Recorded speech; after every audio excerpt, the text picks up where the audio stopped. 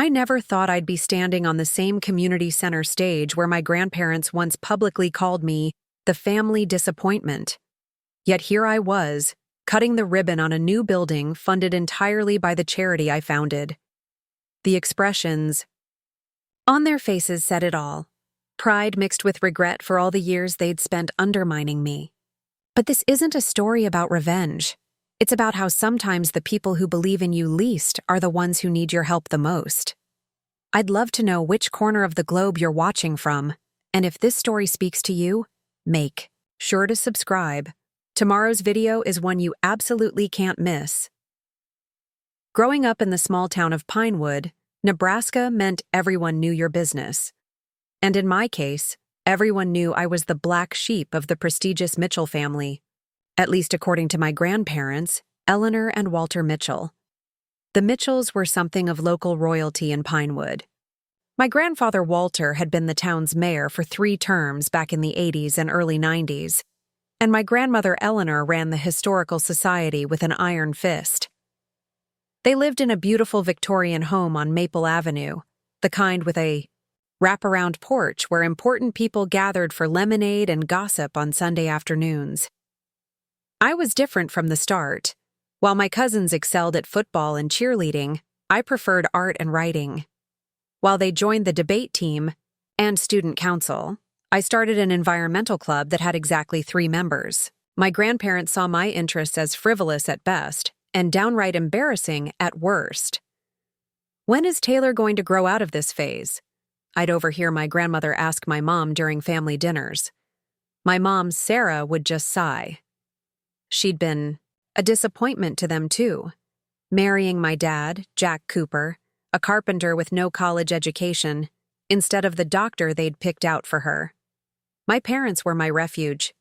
They encouraged my creative pursuits and activism, even when it made waves in our conservative community. My dad would ruffle my hair and say, "Don't ever let anyone dull your spark, Taylor." My mom would add, "Being different isn't wrong. It's just harder." But my grandparents' disapproval cast a long shadow. Each family gathering became an exercise in humiliation. I remember my 16th birthday party vividly. My grandparents insisted on hosting it at their home, though I would have preferred something smaller with just my friends. The entire extended family was there. My perfect cousins Melissa and Brandon with their athletic trophies and academic awards, my aunts and uncles with their successful careers, and various neighbors and family friends who'd known me since birth. After the cake was cut, my grandfather stood up to make a toast. I braced myself, hoping it wouldn't be too bad. "To Taylor," he began, raising his glass, 16 years old today. While you haven't followed the traditional Mitchell path of excellence." There were a few uncomfortable chuckles from the audience. "We hope that someday you'll find your way and make something of yourself." My grandmother nodded approvingly beside him as my face burned with shame. "Maybe college will straighten her out," she added, not even bothering to address me directly. "Though with those grades, I'm not sure where she'll get in." My parents exchanged worried glances. My dad cleared his throat to interrupt, but I stood up first. "Thank you all for coming," I said, my voice shaking slightly. "I think I'll go home now. Mom, Dad, I'll walk." I left their grandiose house and walked the mile home, tears streaming down my face. That night, I made a promise to myself. I would find my own path, even if it didn't fit the Mitchell definition of success. High school continued to be challenging. My grandparents made sure everyone in Pinewood knew they were disappointed in me. Teachers looked at me with pity. "Such a shame," they'd whisper. "With that family background, you'd expect more." My few friends were outcasts like me. There was Zoe Williams, who dreamed of becoming a wildlife photographer and spent weekends volunteering at the animal shelter. And Marcus Chen, whose parents owned the local Chinese restaurant and who played classical piano beautifully despite the football coach's constant pressure to join the team because of his height. The 3 of us formed our own little support system against the town's narrow expectations. We'd hang out at the local coffee shop, The Daily Grind, planning our escapes from Pinewood. "I'm going to New York," Zoe would declare. "Or maybe Seattle. San Francisco for me," Marcus would add.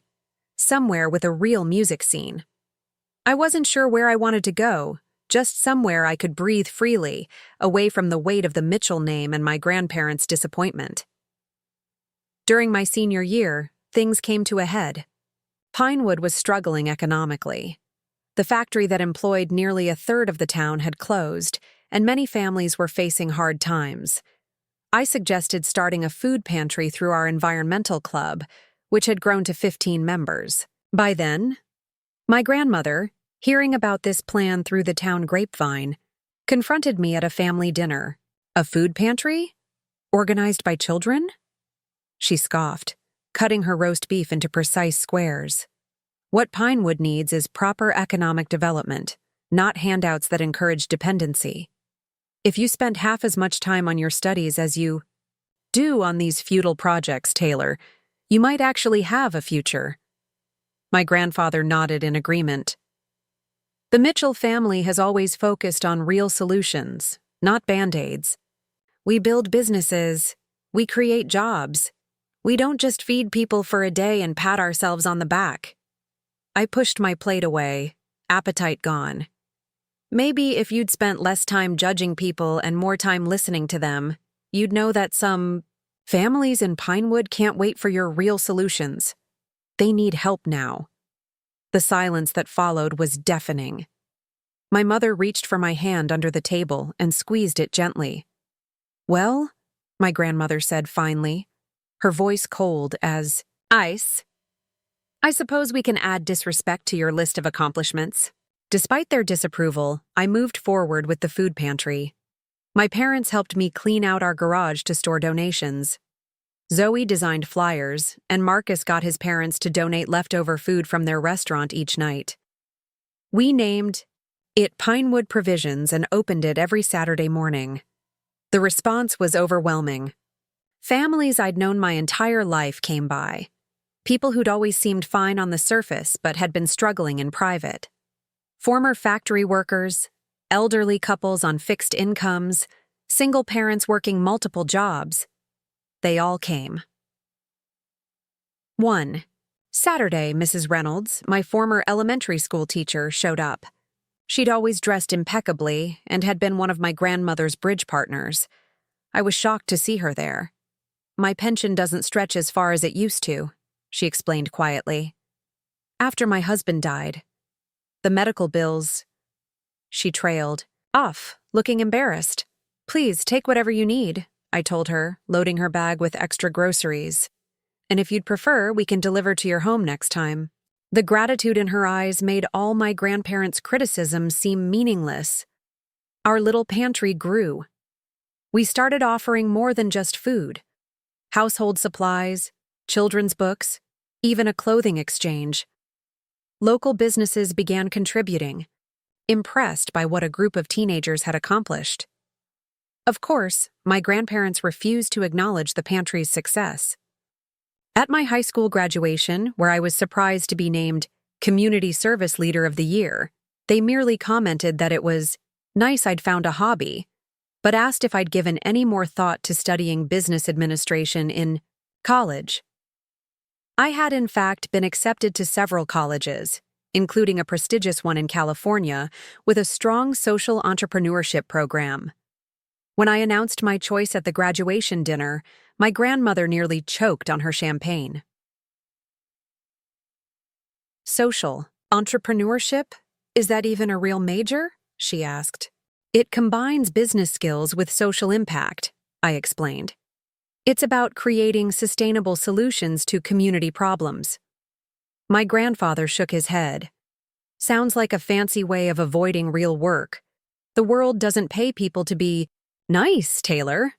"Actually," my dad interjected, "Taylor received a full scholarship."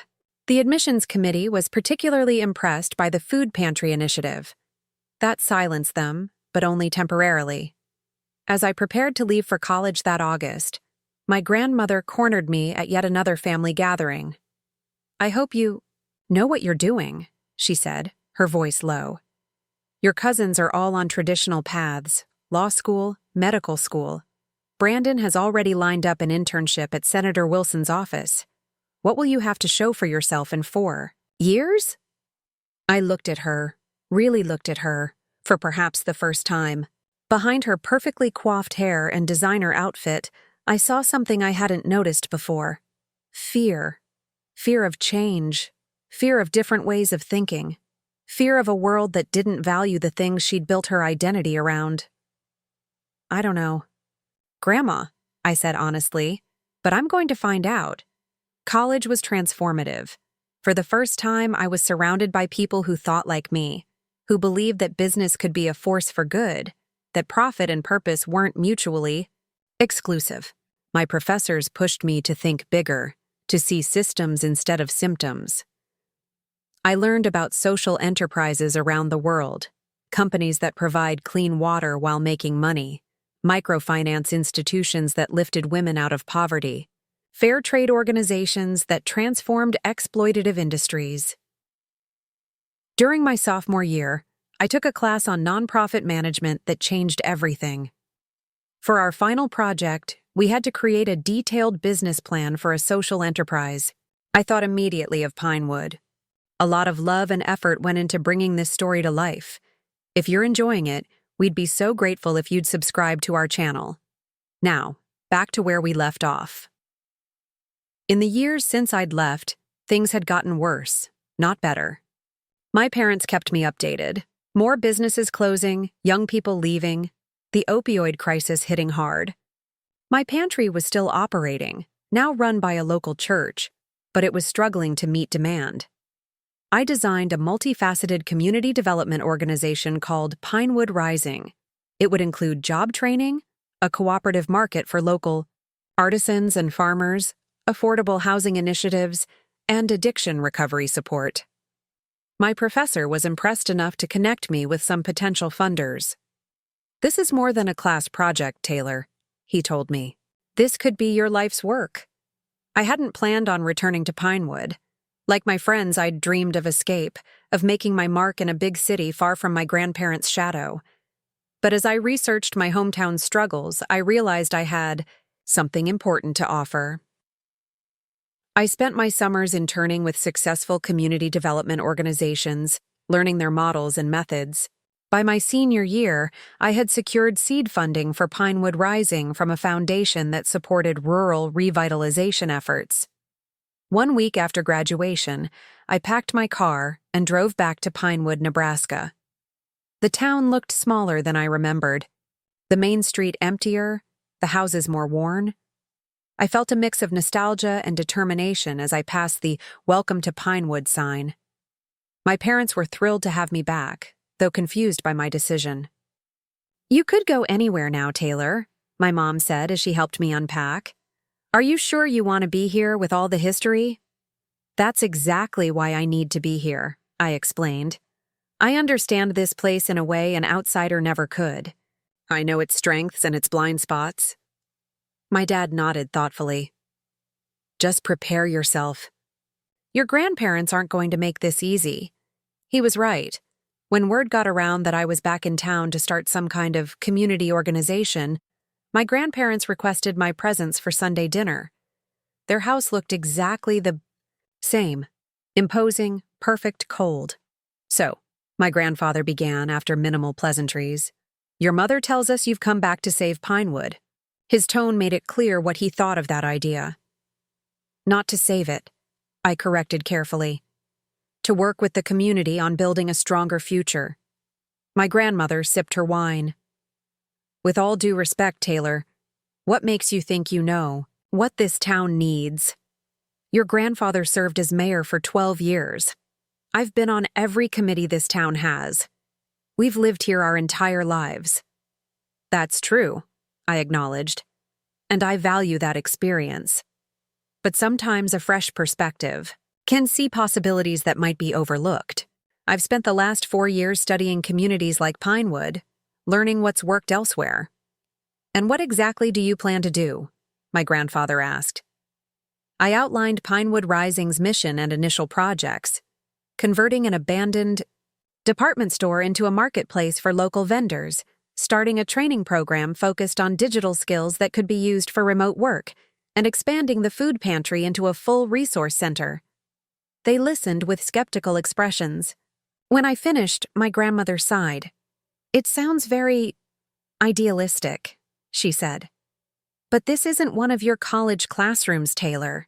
This is the real world, with real people whose livelihoods are at stake. I can't help but think your time and this grant money would be better spent attracting established businesses to Pinewood, not on these experimental programs." "I appreciate your concern," I said, working to keep my voice steady. "But these approaches have proven successful in communities facing similar challenges. And I'm not doing this alone. I've already spoken with several local business owners and community leaders who are excited to collaborate."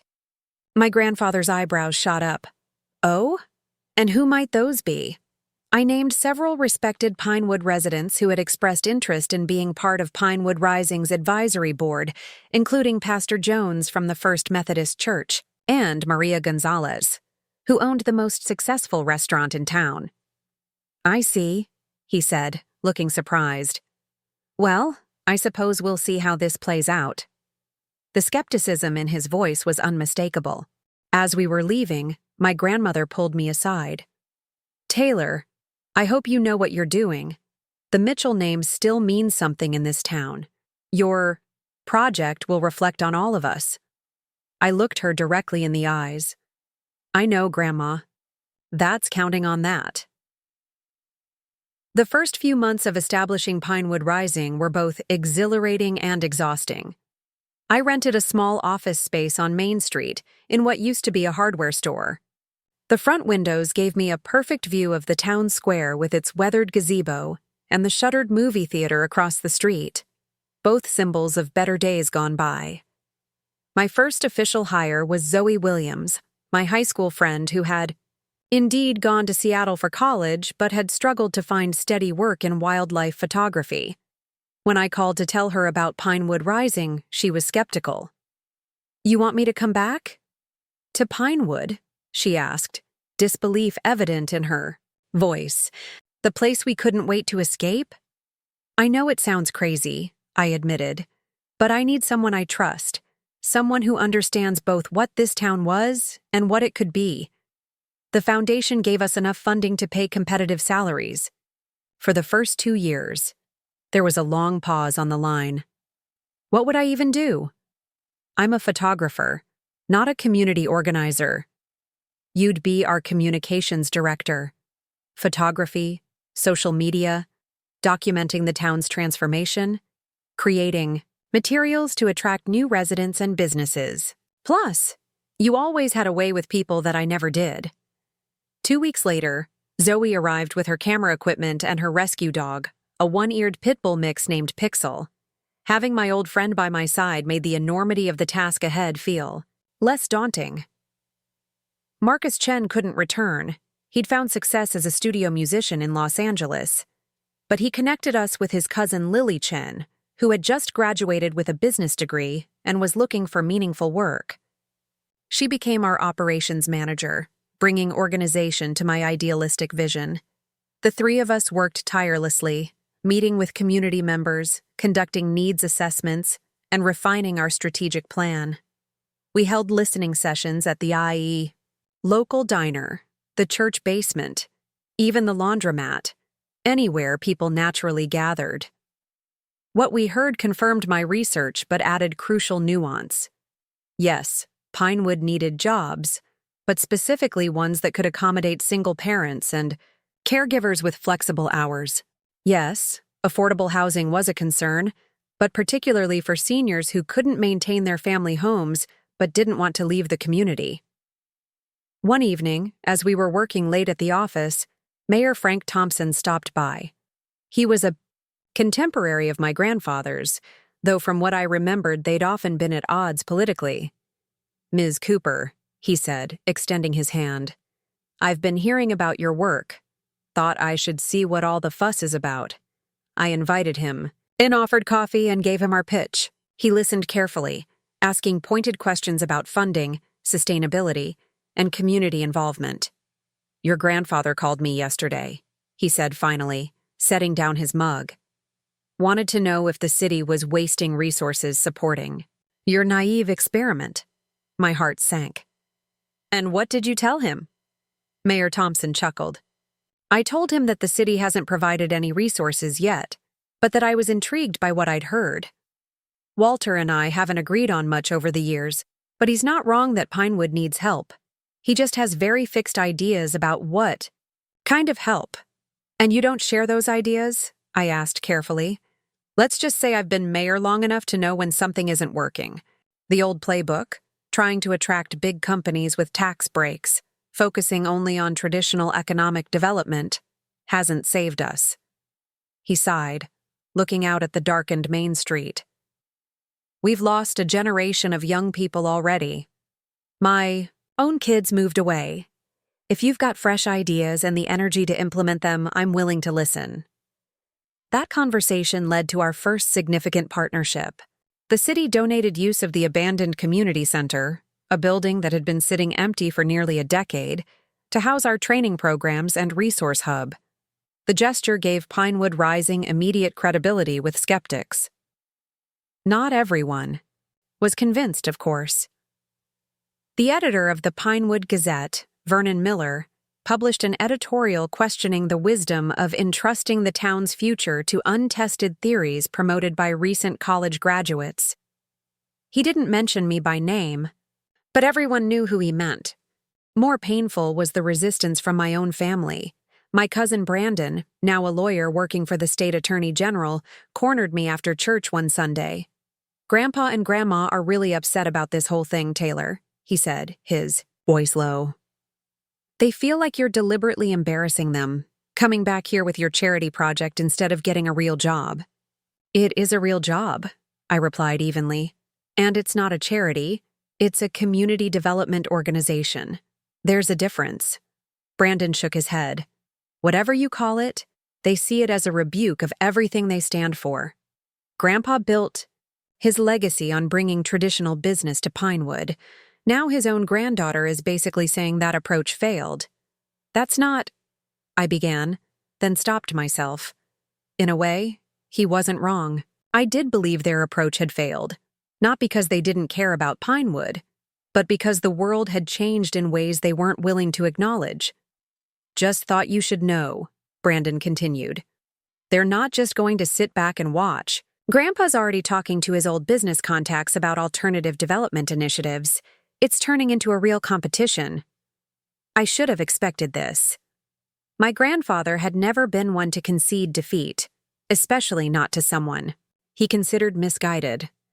Still, the news that he was actively working against Pinewood Rising stung. Despite the opposition, we forged ahead. Our first major milestone was the grand opening of the Pinewood Marketplace in the former department store. We'd renovated the space using sustainable materials, dividing it into affordable vendor stalls where local artisans, farmers, and small business owners could sell their products without the overhead of maintaining individual storefronts. 27 vendors signed up for the initial launch, everything from handcrafted furniture made by a former factory worker to organic produce, grown by a young couple who'd started a small farm outside town. We installed a commercial kitchen that vendors could rent hourly, allowing home bakers and food entrepreneurs to legally sell their products. The marketplace's opening day exceeded all expectations. Nearly half the town showed up, curious to see the transformation. People who'd grown up shopping at Wilson's department store marveled at its new incarnation. I bought my prom dress here in 1972, one woman told me, tears in her eyes.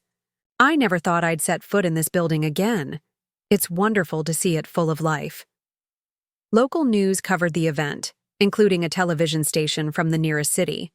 Their reporter interviewed several vendors about how the marketplace had created new opportunities for them. I was about to leave Pinewood, admitted Dave Larson, who made beautiful wooden cutting boards and serving trays. Couldn't see a future here. Now I've got affordable space to sell my work and more orders than I can fill. The success of the marketplace created momentum. our digital skills training program enrolled 30 participants for its first 8-week session, mostly people in their 30s and 40s who'd lost jobs when the factory closed. The expanded resource center, now called the Pinewood Community Hub, offered not just food and clothing, but also connection to social services, healthcare navigation, legal aid, and financial counseling. Throughout these early wins, my grandparents maintained a frosty distance. They didn't attend the marketplace opening, though I'd personally delivered invitations. When my grandmother encountered me at the grocery store, she was polite but distant, asking about the weather rather than my work. Their silence hurt more than open criticism. Despite everything, they were family, and part of me still longed for their approval, or at least their understanding. About 6 months into our operations, I decided to make one more attempt at bringing them into the fold. I prepared a detailed presentation about Pinewood Rising's impact so far. The marketplace had created the equivalent of 12 full-time jobs. Our training program graduates had secured remote work, bringing over $300,000 in new income to the community. The Resource Hub had helped 15 families avoid eviction and connected dozens more to benefits they hadn't known they qualified for. I requested a meeting at their home, and to my surprise, they agreed. I arrived with professional-looking handouts and my laptop loaded with presentation slides, determined to approach this as a business meeting rather than a family dispute. My grandmother served coffee in her fine china cups, a gesture that might have seemed welcoming if not for her rigid posture and tight smile. My grandfather sat in his leather armchair, fingers steepled, expression skeptical before I'd even begun. I made it through about half my presentation before he interrupted. "This all sounds very nice, Taylor," he said, his tone making it clear he thought it was anything but. "But I have to wonder about sustainability. Grant funding is always temporary. What happens when it runs out? Will all these people you've given hope to be left high and dry?" It was a fair question, one we'd been addressing in our strategic planning. "We're already working on that," I explained. "The marketplace is generating rental income that covers its operational costs. We're establishing a social enterprise arm that will create revenue-generating businesses owned by the community. And we're helping individuals start their own small businesses that will eventually contribute to the local tax base." He said, clearly unconvinced. "And what about the attraction of established businesses? Real job creators? I understand Midwest Manufacturing is looking to open a new facility somewhere in the region. That would bring hundreds of jobs, not just piecemeal artisan work." My heart sank. So this was what Brandon had meant about alternative development initiatives. "We're not opposed to attracting larger employers," I said carefully. "But the landscape has changed. Companies like Midwest Manufacturing are increasingly using automation. The jobs they create require specialized skills that most Pinewood residents don't currently have. Without our training programs, those jobs would likely go to people from outside who'd commute in rather than live here." My grandmother set down her coffee cup with a sharp clink. "What you're saying, essentially, is that Pinewood residents aren't capable of real jobs, so they need your charity handouts and craft fairs." "That's not at all what I'm saying," I replied, struggling to keep frustration from my voice. "I'm saying that the economy has changed and communities need to adapt. The people of Pinewood are incredibly capable. They just need different opportunities than existed 30 years ago." "Well," my grandfather said, rising to signal the meeting was over, "we'll have to agree to disagree. The town council will be voting next month on whether to offer tax incentives to attract Midwest Manufacturing.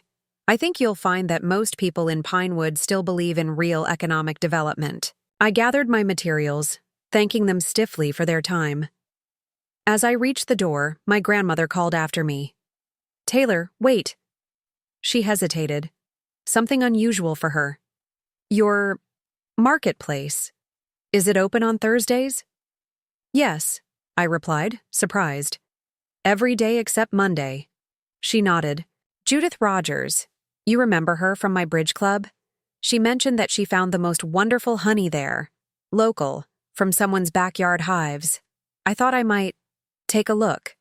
It wasn't much, but it was something. A tiny crack in the wall of disapproval. The next few weeks brought new challenges. I learned that my grandfather wasn't just supporting the Midwest manufacturing bid, he was leading it. He'd formed a committee of concerned citizens called Pinewood Progress that was lobbying hard for the tax incentive package. Their argument was straightforward. We needed real jobs, not boutique solutions. The debate divided the town. Yard? Signs appeared proclaiming either Pinewood Progress, Tabor's Jobs, or Rising Together Works. Letters to the editor filled the Gazette.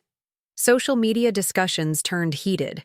At Pinewood Rising, we worked to keep the conversation factual rather than personal, presenting data on the actual number of jobs the factory would likely create versus the automation it would implement. It was exhausting and disheartening to find ourselves in direct opposition to my grandfather. I'd hoped we could find common ground, that he might see the value in a diversified approach to community development. Instead, it had become an either-or proposition with the town council's vote as the deciding factor. The night before the vote, I couldn't sleep. I walked through town in the pre-dawn hours, passing the marketplace with its cheerful mural of the Pinewood skyline, the community hub where people now gathered for everything from job interviews to cooking classes, the renovated park where we'd planted a community garden. In just 6 months, we'd begun to change the narrative about what was possible in Pinewood.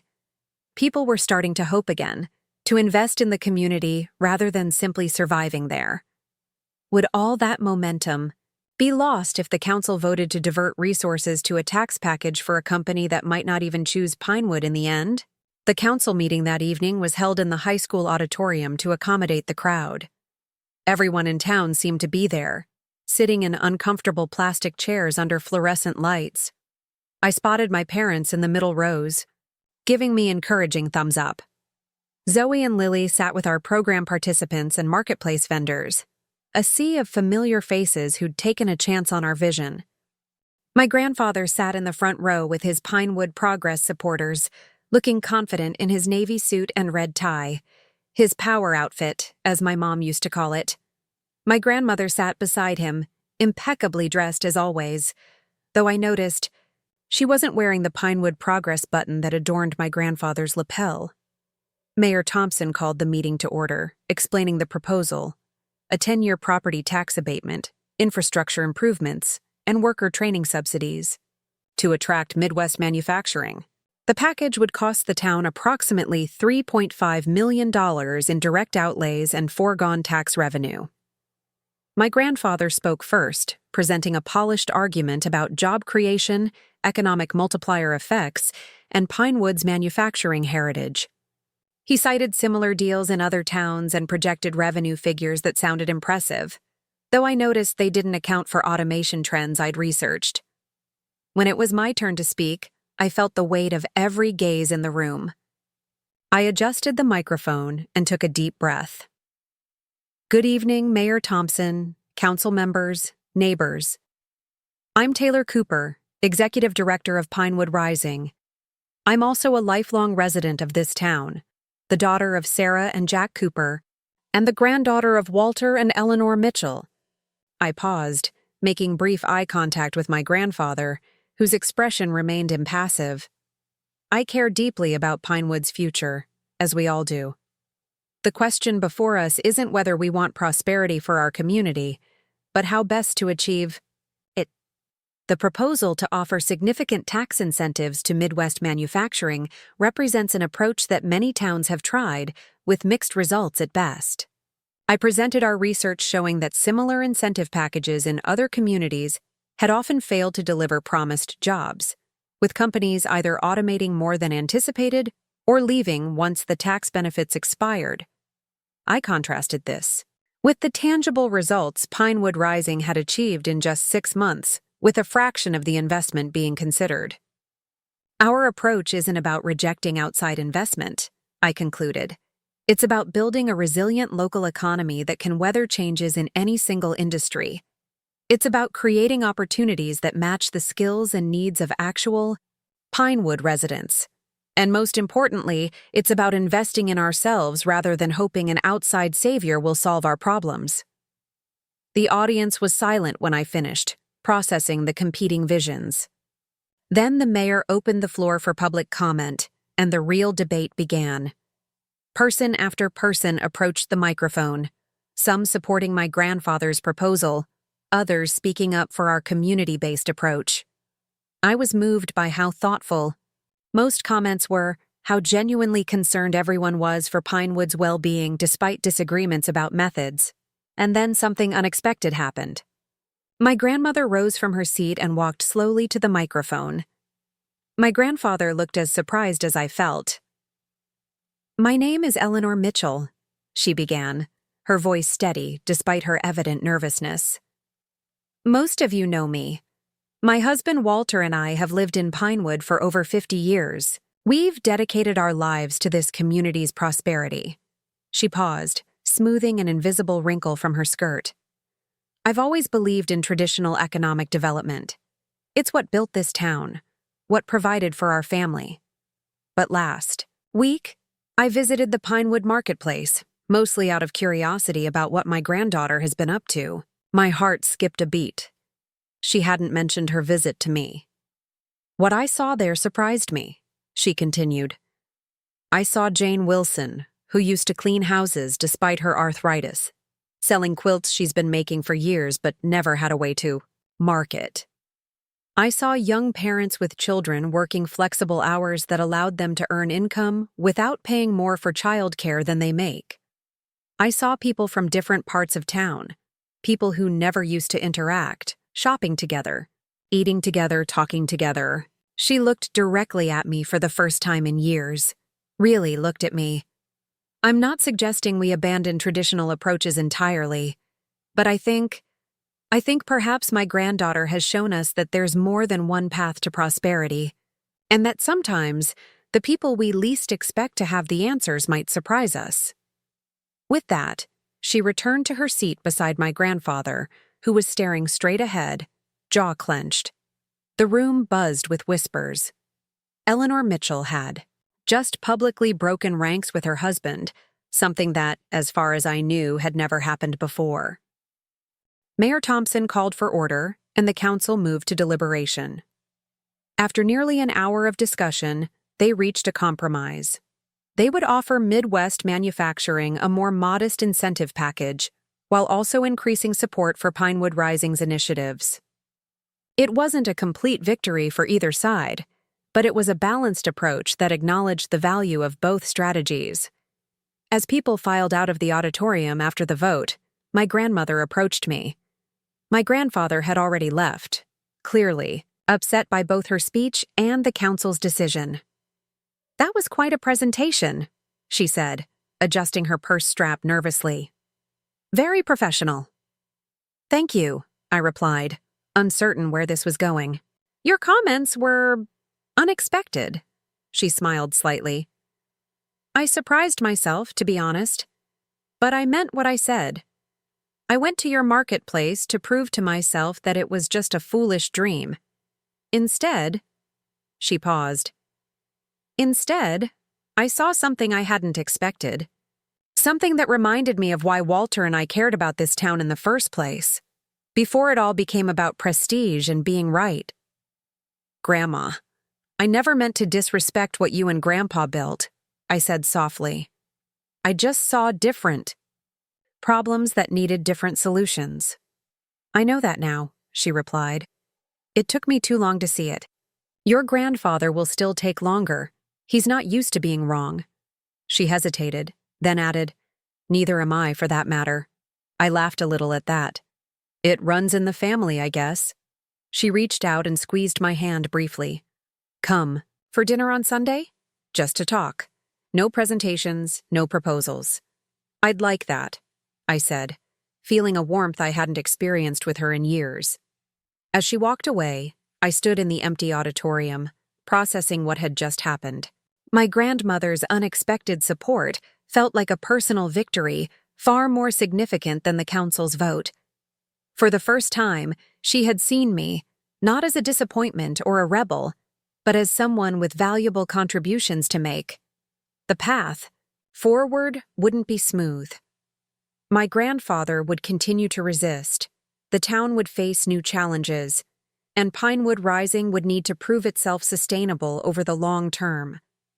But in that moment, standing in the place where my future and Pinewoods had become intertwined, I felt something I hadn't expected when I'd returned home.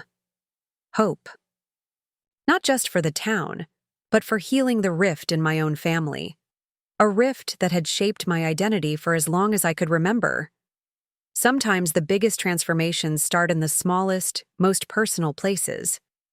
And sometimes the people who believe in you least are the ones who need your help the most, even if they don't know it yet. The Sunday dinner at my grandparents' house felt different than any I could remember. My grandmother had prepared her signature pot roast with all the trimmings, but the formal dining room had been bypassed in favor of the smaller breakfast nook with its bay window overlooking her prized rose garden. It felt intentionally intimate, less like a performance and more like an actual family meal. My grandfather was cordial but reserved. He asked about the weather, commented on a recent sports game, and studiously avoided any mention of Pinewood Rising or the town council vote. I followed his lead, discussing neutral topics while trying to gauge whether this dinner was merely a ceasefire or the beginning of something more meaningful. As my grandmother served her homemade apple pie, she surprised me by asking, "Would you tell us more about your training programs, the digital skills ones? Judith Rogers' grandson is looking for work, and I wondered if it might be suitable." My grandfather's fork paused halfway to his mouth. He gave my grandmother a sharp look, but remained silent. I described our next 8-week course, which would focus on customer service for remote call center positions and basic data entry skills, jobs that could be done from Pinewood with just a computer and reliable internet. "We provide the training for free," I explained, "and we're partnering with 3 companies that have committed to interviewing our graduates. The jobs start at $16 an hour with benefits, which is competitive for the area." My grandmother nodded, thoughtfully. "And do people need prior experience?" "Not at all. That's the point. To create pathways for people who might not have specialized education or backgrounds. Some of our most successful participants have been former retail workers and stay-at-home parents returning to the workforce." My grandfather set down his fork. "And this seems sustainable to you? Training people for jobs that could disappear with the next technology change or economic downturn?" I'd expected this question. "The skills we teach are transferable across industries, and we've designed the program to be adaptable. We survey employers quarterly to ensure we're teaching what's actually needed. But more importantly, we're helping people build confidence and professional networks. Those last through any market changes." He made a non-committal sound but didn't press further. After another moment of tense silence, he asked, "How was the pie, Taylor?" The subject change was abrupt but welcome. "Delicious as always, Grandma. No one makes a crust like yours." As I was preparing to leave, my grandmother pressed a container of leftover pie into my hands and leaned in to hug me. Something she hadn't done in years. As she pulled away, she whispered, "He'll come around. He just needs time." I wasn't so sure, but I appreciated her optimism. The weeks following the council vote were busy but productive. With the compromise in place, Pinewood Rising received additional funding from the city, allowing us to expand our programs. We launched a youth entrepreneurship initiative in partnership with the high school, offering mentoring and microloans to students with business ideas. The first cohort included a 16-year-old who started a lawn care service that employed 4 classmates and a pair of sisters who created a line of natural bath products using local ingredients. Their enthusiasm was contagious, reminding me of my own teenage ambitions that had been dismissed as impractical. Meanwhile, Midwest Manufacturing was moving forward with their plans for a smaller facility in Pinewood. The reduced tax incentive package had initially made them hesitant, but they'd ultimately decided the town's central location and improving amenities made it worthwhile.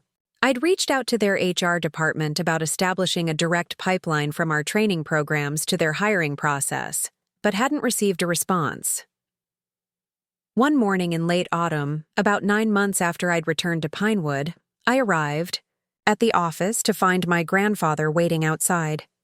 He wore a casual jacket rather than his usual suit, and he looked oddly uncertain.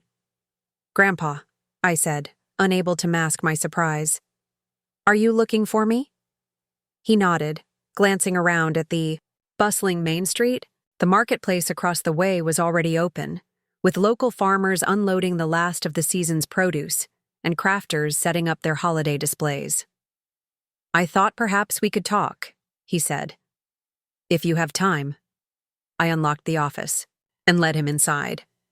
Zoe hadn't arrived yet, and Lily was attending a conference in Chicago. The space was modest but professional.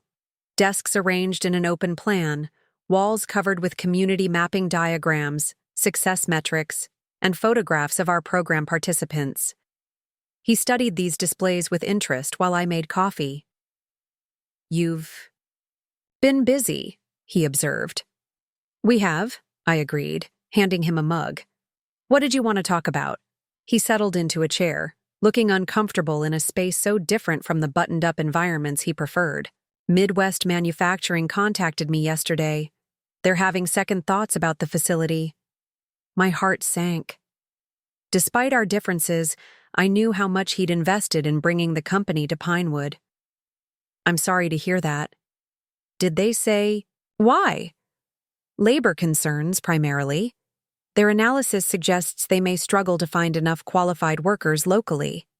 He sipped his coffee, then set it down carefully.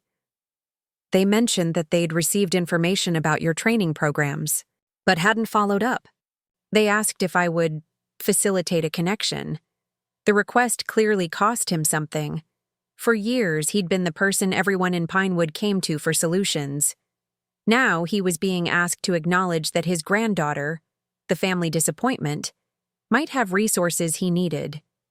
"Of course," I said, keeping my tone neutral. "We'd be happy to work with them. Our goal has always been Pinewood's prosperity, whatever form that takes." Something in his expression shifted. "That's what Eleanor keeps telling me." He cleared his throat. "She also suggested I might observe some of your programs to better understand what you're doing." I hid my surprise behind a sip of coffee. My grandmother had clearly been advocating for me behind the scenes. "We'd welcome that. Actually, we're having an open house at the community hub tomorrow evening. It would be a good opportunity to see everything in action." He nodded. "I'll consider it." After a moment, he added, "Your cousins ask about you, you know. Melissa's expecting her second child. Brandon just became a partner at his law firm." The old familiar feeling washed over me, the implication that their traditional paths had yielded tangible successes while mine remained questionable. I pushed it away. "That's wonderful. Please give them my congratulations." I gestured to the metrics board behind him. "We've helped create 37 jobs so far, and our resource hub has saved the town approximately $120,000 in emergency services by addressing needs preventatively.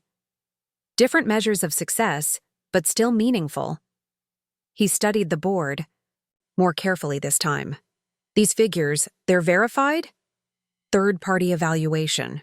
The foundation that funds us requires rigorous tracking." He stood up, straightening his jacket. "Well, I should let you get to work. Thank you for the coffee. And for being open to collaboration with the Midwest." It wasn't exactly an olive branch, but it was something. An acknowledgement that our approaches might be complementary rather than competitive. The next evening, I arrived early at the community hub to help prepare for the open house. The building that had once been a neglected community center now buzzed with activity.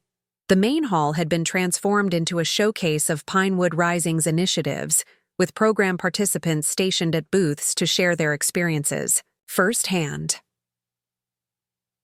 Melissa Harding, a former cashier now working remotely as a customer service representative for a healthcare company, had brought homemade cookies along with her success story.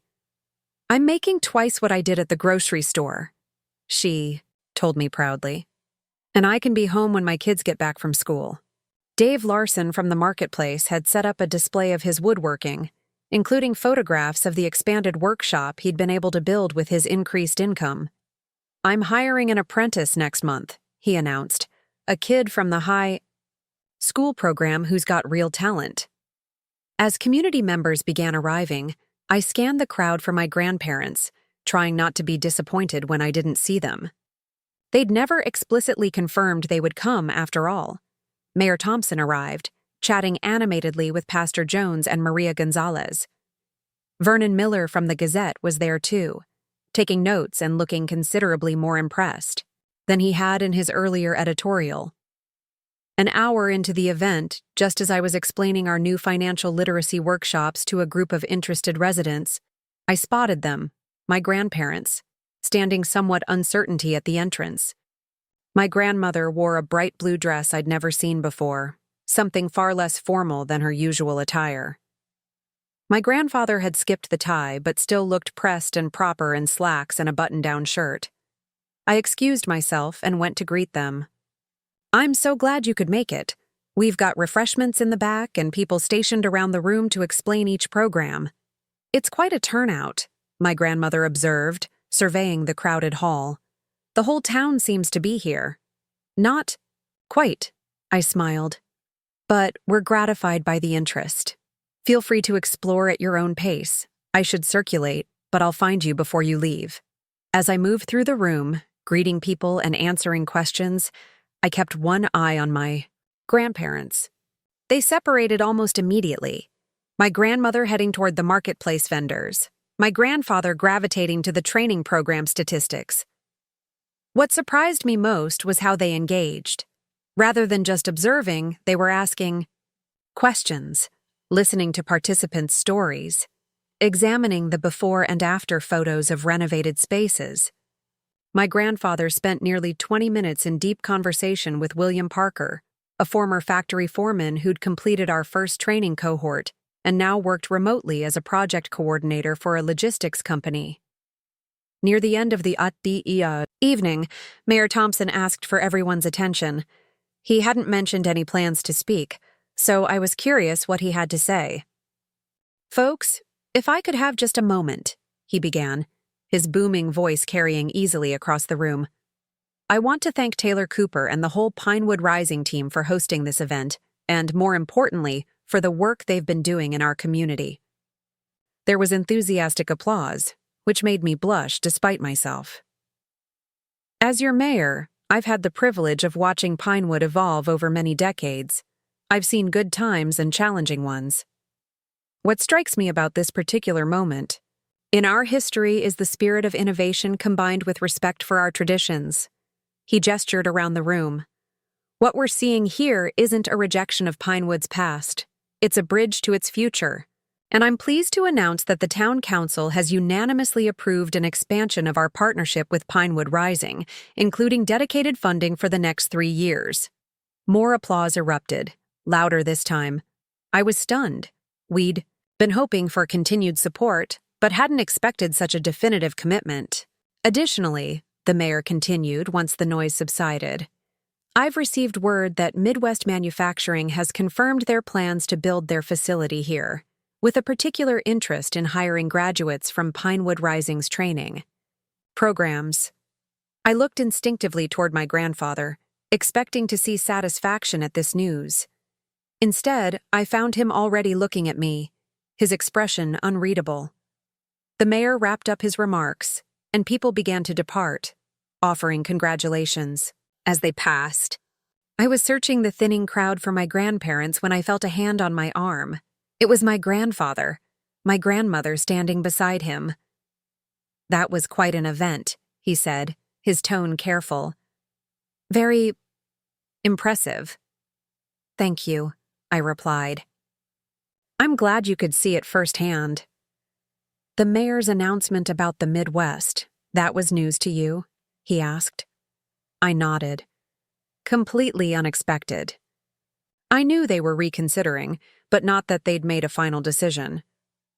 I spoke with their CEO this afternoon, he admitted. After seeing your training metrics, I felt confident recommending a formal partnership. I stared at him, processing what this meant. He had used his influence, the very influence he'd built over decades through traditional economic development, to support our work.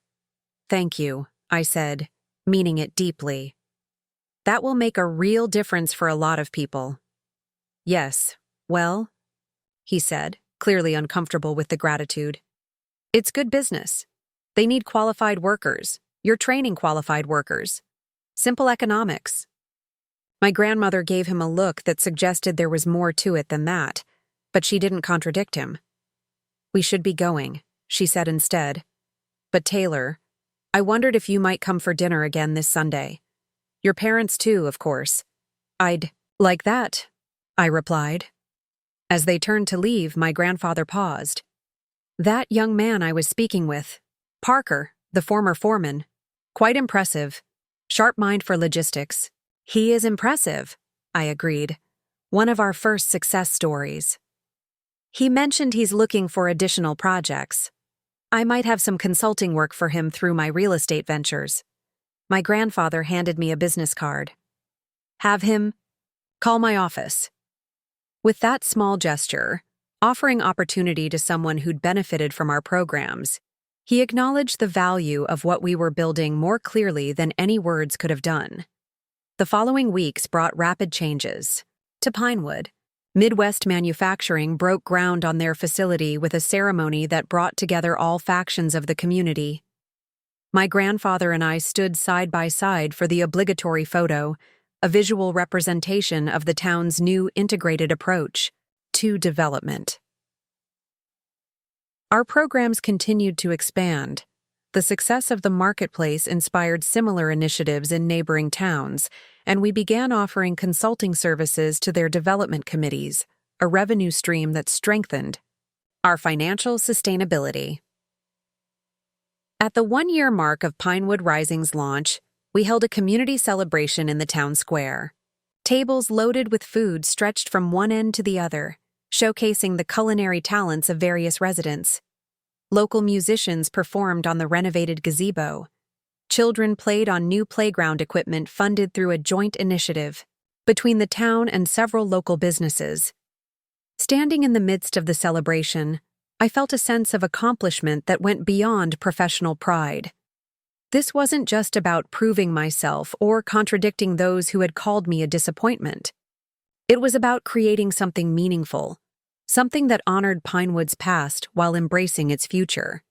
My parents found me near the lemonade stand, both wearing t-shirts with the Pinewood Rising logo, a stylized tree with roots that formed the outline of the town. Quite a turnout, my dad said, slinging an arm around my shoulders. You've done. Good, kiddo. My mom wiped away a tear. We're so proud of you, Taylor, not just for the success, but for how you've handled everything. The criticism, the challenges, the compromises. I learned from the best, I told them, hugging them both. You two never gave up on me, even when it would have been easier to go along with Grandma and Grandpa's expectations. My dad chuckled. Speaking of which, look who's holding court by the ice cream truck. I followed his gaze to find my grandparents surrounded by a group of young entrepreneurs from our high school program. My grandfather appeared to be giving them business advice, gesturing animatedly while my grandmother handed out business cards to each student. Should we rescue those poor kids? My mom jokes. Actually, I said, I think they're getting some valuable mentoring.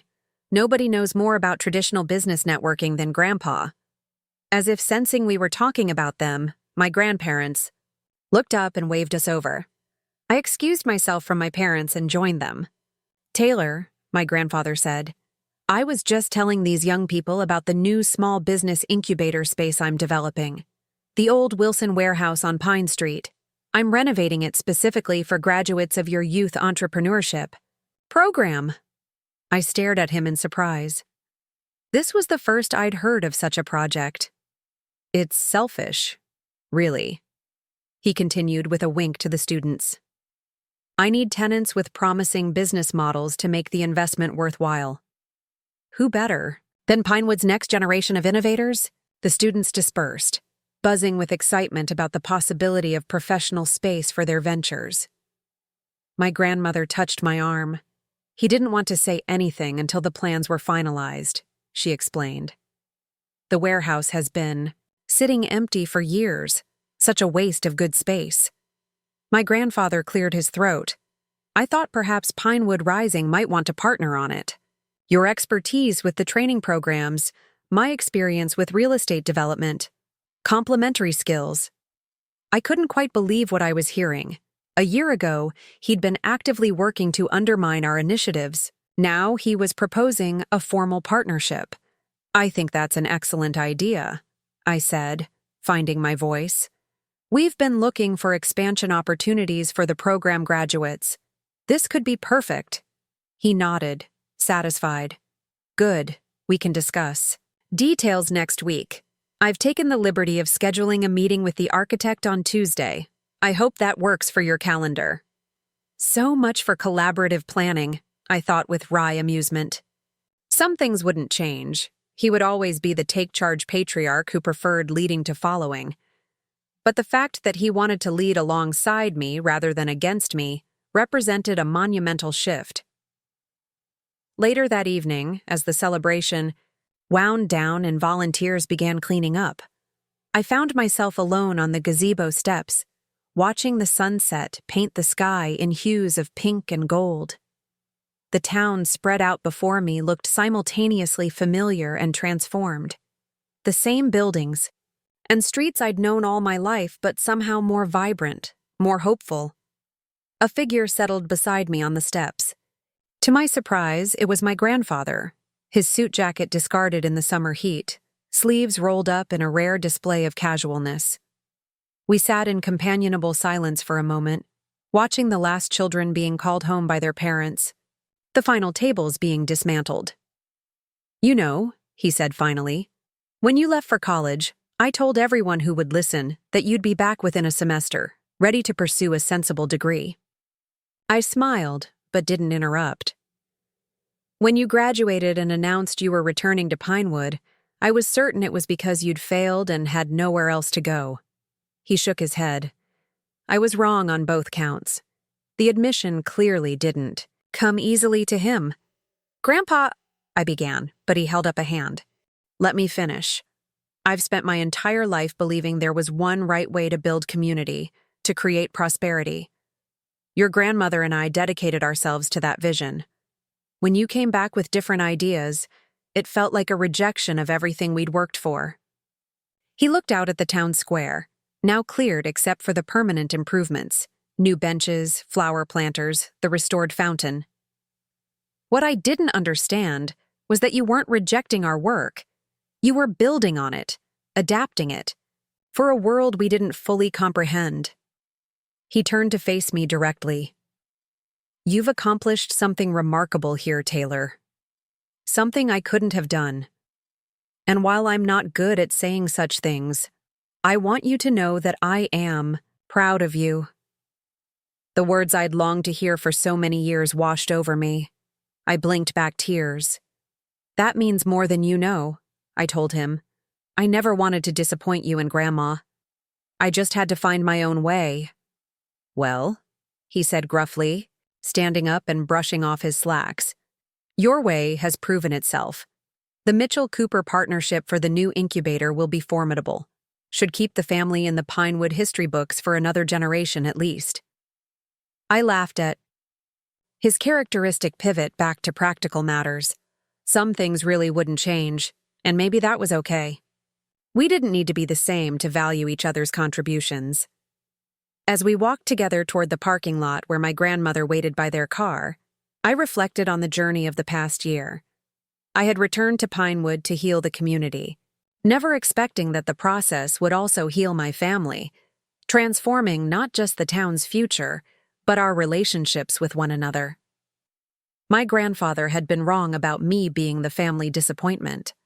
But in a strange way, I was grateful for those years of disapproval. They had forged in me a resilience and determination I might never have developed otherwise. And they had made this moment of reconciliation all the sweeter for having once seemed impossible. Sometimes the harshest critics become your strongest allies. Sometimes the place that broke your heart is the very place where you find your purpose. And sometimes the long road of proving yourself leads not to vindication, but to something far more valuable: the chance to build bridges between what was and what could be. 2 years after founding Pinewood Rising, I stood on the rooftop garden of the newly renovated Wilson warehouse, looking out over a transformed Pinewood. The evening sun cast a golden glow over Main Street, where shops that had once been boarded up now displayed vibrant window fronts. People strolled along widened sidewalks lined with native plants and benches designed by local artisans. The distant hum of activity from the Midwest manufacturing facility provided a soundtrack to the town's revival. The warehouse itself had exceeded all expectations. My grandfather's renovation had preserved the building's industrial character while creating a modern, energy-efficient space for emerging businesses. The 16 units below housed everything from a tech startup developing agricultural software to a collective of fiber artists who sold their creations internationally. The rooftop garden, my addition to the original plans, served as both community gathering space and sustainable food source for the farm-to-table cafe on the ground floor. Quite a view, isn't it? I turned to find my grandfather beside me, leaning against the railing. At 78, he moved more slowly these days, but remained as mentally sharp as ever. Our weekly business meetings had evolved from tense negotiations to productive collaborations, and occasionally even to moments of genuine connection. The best in town, I agreed. I still can't believe how quickly everything came together. He surveyed the garden with satisfaction. Quality planning, quality execution. The Mitchell Cooper method.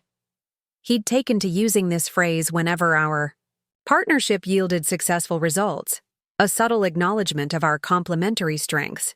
"Are you ready for tomorrow?" I asked. He straightened his posture instinctively. "Of course, been giving speeches since before you were born."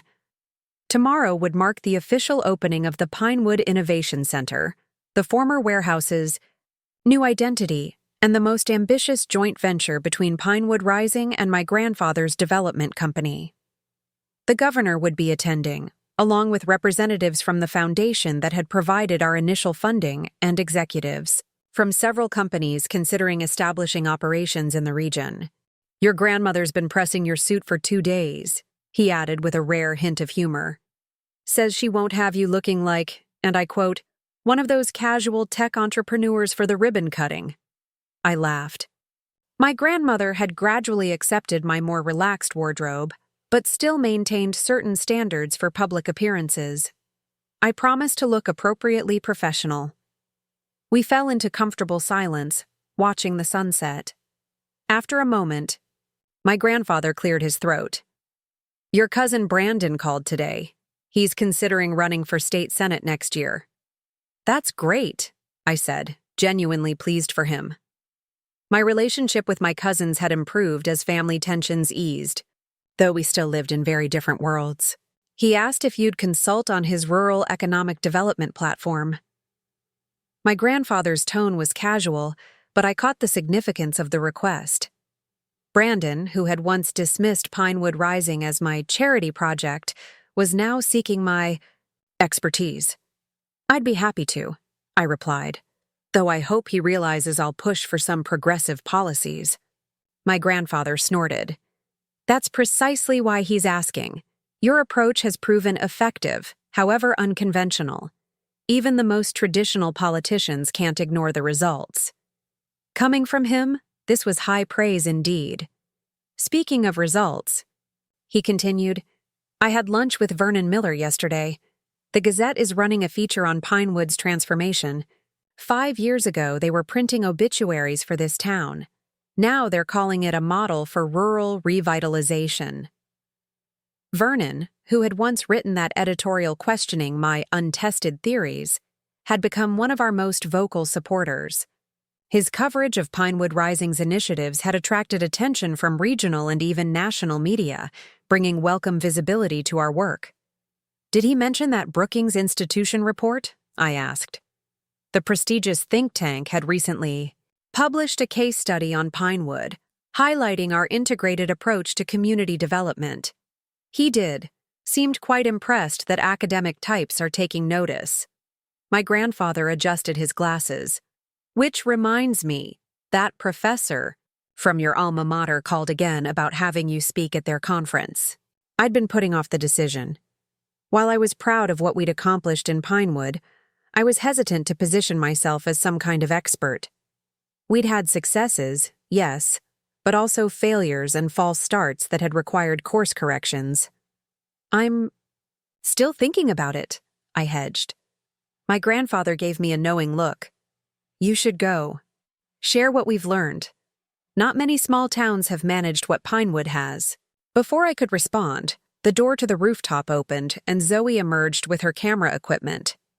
2 years in, she remained my most trusted colleague, though her role had evolved from communications director to full partner in Pinewood Risings. Leadership. "Sorry to interrupt," she said, "but the light is perfect right now for those aerial shots we need for the presentation."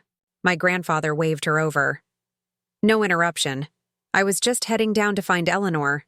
She's been examining every detail of the catering menu for tomorrow's reception." As he departed, Zoe began setting up her drone. "How's he doing with the shared spotlight tomorrow?" she asked once the door had closed behind him. I smiled. "Better than you'd expect. I think he's genuinely proud of what we've built together." 2 years ago, I wouldn't have believed it possible, she admitted, calibrating. "Her equipment? When you first brought me back to Pinewood, I gave this partnership about 2 weeks before one of you staged a coup. Her assessment hadn't been unreasonable. Those early strategy sessions with my grandfather had been exercises in diplomatic navigation. Each of us convinced our approach was superior. The turning point had come during a particularly heated debate about the warehouse renovation. "This isn't some hipster collective in Brooklyn," he'd snapped when I'd proposed flexible workspaces rather than traditional offices. "Pinewood businesses need proper facilities." "The businesses Pinewood currently has might," I'd countered. "But we're trying to attract new entrepreneurs who work differently. We need to design for the future, not the past." We'd been at an impasse until my grandmother, who rarely attended these meetings, had interrupted with characteristic directness. "For heaven's sake, why not do both? Walter's right that established professionals expect certain amenities. Taylor's right that young businesses have different needs. The building has 3 floors. Divide them accordingly."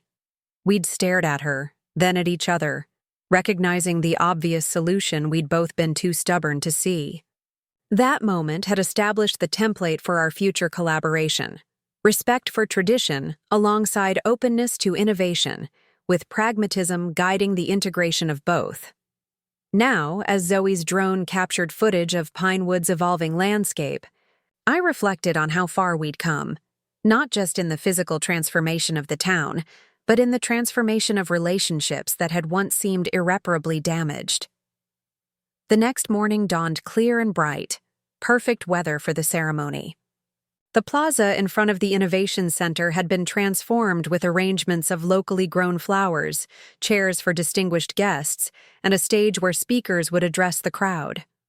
I arrived early, performing one final inspection of the building with Lily, who had recently been promoted to operations director for all of Pinewood Rising's facilities. Her attention to detail complemented my big-picture focus, making her invaluable as our initiatives expanded. "Everything looks perfect," she assured me, consulting her tablet. "Vendors are set up in the marketplace. All tenants have their spaces, ready for tours, and the demonstration areas are operational. Your parents just texted that they've parked and are heading this way."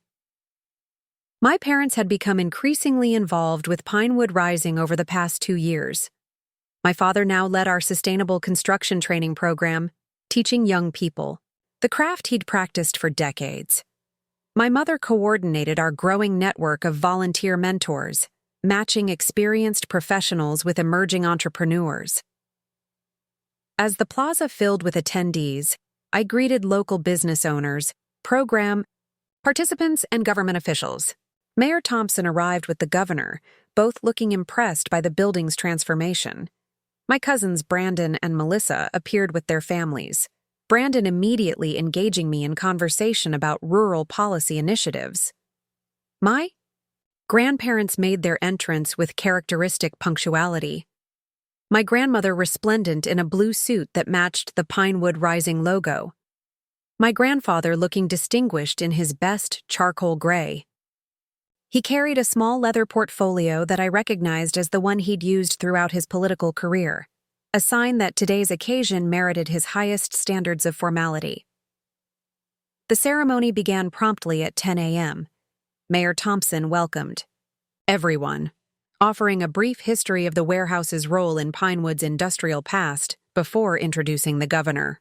After the requisite political remarks, several program participants shared their stories. The single mother who'd started a web design business now employing 3 other parents.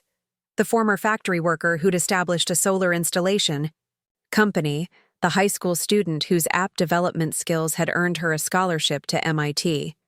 Then it was time for the main presentation. My grandfather and I had debated extensively about who should deliver it, ultimately deciding to share the responsibility. As we took the stage together, I saw surprise on some faces in the audience. People who remembered our former antagonism and still found our partnership unlikely. My grandfather spoke first, outlining the economic impact of the Innovation Center, jobs created, tax revenue generated, new businesses attracted to the area. His command of these details remained impressive, his presentation style polished from decades of practice. When it was my turn, I focused on the human element. The lives changed, skills developed, and community connections strengthened. I highlighted our integrated approach, emphasizing that economic growth and social well-being were interdependent rather than competing goals. The Pinewood Innovation Center represents more than economic development, I concluded. It embodies a vision of community where traditional wisdom and new ideas don't oppose each other, but rather combine to create something stronger than either could achieve alone. As I returned to my seat, my grandfather surprised me by extending his hand for a formal handshake, a public acknowledgement of our equal partnership that meant more than any private praise could have. The ribbon cutting followed, with photographs, capturing the moment for posterity, my grandfather and I flanking the governor, giant ceremonial scissors in hand, my grandmother and parents standing proudly nearby. After the official opening, guests explored the building, marveling at the transformation from abandoned warehouse to thriving entrepreneurial hub. Later, during the reception in the marketplace, I found a quiet moment with my grandmother. She watched with evident satisfaction as my grandfather led a group of investors through the building, pointing out features with proprietary pride. "I never thought I'd see this day," she admitted, sipping champagne. "Walter working alongside you, championing your vision as if it had been his all along." "It's become our vision," I corrected gently. "I couldn't have done this without his experience and connections." She patted my hand. "That's generous of you, especially after—" She hesitated. "Well, after everything that was said over the years." We hadn't spoken directly about the family disappointment narrative since my return to Pinewood. It had seemed unnecessary to revisit those painful declarations once actions had begun to speak louder than words. "I've been wanting to apologize properly," she continued, surprising me, "for allowing those judgments to stand, for not seeing your potential because it didn't fit our preconceptions. Grandma, that's all in the past. What matters is where we are now." She shook her head firmly. "No, it needs to be said. I was wrong. Taylor, we were wrong. And while I'm tremendously proud of what you've accomplished for Pinewood, I'm even prouder of who you are, your resilience, your compassion, your willingness to forgive." Her words touched something deep within me, a wound I hadn't realized still needed healing. "Thank you," I managed, blinking back unexpected tears. "That means everything." Our moment was interrupted by Zoe, who approached with an urgent expression. "Taylor, that reporter from NPR is here. They want to interview you and your grandfather together about the rural innovation model." My grandmother smiled. "Go, make the Mitchell-Cooper partnership famous." The remainder of the day passed in a blur of interviews, tours, and conversations with potential investors. By evening, when most guests had departed, I found myself back on the rooftop garden, seeking a moment of quiet reflection before the post-event dinner with key stakeholders. The setting sun painted Pinewood in hues of amber and gold, highlighting the changes of the past 2 years. Beyond the renovated Main Street and the Innovation Center, I could see new housing developments under construction, the expanded community hub with its healthcare annex, and the nature preserve we'd established along the river, each element representing a facet of our integrated approach to revitalization. "There you are." I turned to find my grandfather emerging onto the rooftop, his tie loosened slightly in concession to the long day. "Just catching my breath," I explained. "It's been quite a day." He nodded, joining me at the railing. "The governor was impressed. Says he wants to establish a state-level program based on our model." He glanced at me. "He asked if you'd consider consulting on it."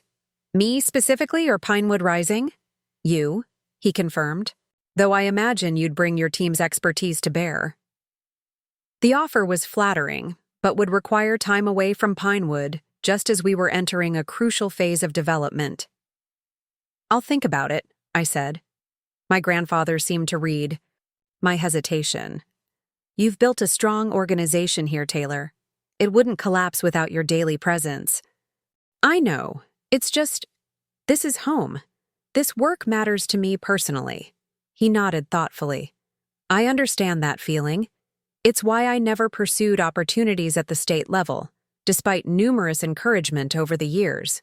He paused. "But sometimes our greatest impact comes from sharing what we've learned, helping others replicate our successes." It was a perspective I wouldn't have expected from him 2 years ago. This recognition that our Pinewood model might benefit communities beyond our immediate sphere of influence. "When did you become such an advocate for scaling social innovation?" I teased. He chuckled, a sound that had become less rare over time. "Perhaps I've been influenced by a certain forward-thinking relative." Before I could respond, the rooftop door opened again and my parents and grandmother emerged, followed by Zoe, Lily, and several other key members of the Pinewood Rising team. "We thought we'd find you two up here," my father said, crossing to embrace me. "Hiding from your own success party?" "Strategic planning session," my grandfather replied with unexpected humor. "Can't rest on our laurels." My mother laughed. 2 years in, and you're still workaholics. Some things never change." But so many things had changed, most notably the fact that we were all here together, celebrating a shared achievement that had once seemed impossible. As twilight descended on Pinewood, our small group gathered around one of the rooftop tables. My father raised his glass for a toast. "To the Mitchell-Cooper legacy," he said. "Stronger together than apart." My grandfather added, "To Pinewood Rising, the organization and the reality." I looked around at these people who had shaped my journey, my parents who had always believed in me, my grandparents who had learned to see me anew, my colleagues who had trusted my vision enough to make it their own. "To second chances," I offered. "For people and for places." As our glasses clinked in the gathering darkness, lights began to illuminate Main Street below, warm glows from shop windows, street lamps designed by local artists, the illuminated sign of the renovated movie theater that would reopen next month. From this height, Pinewood looked like a constellation of stars, each light representing a point of connection in the community we'd rebuild together.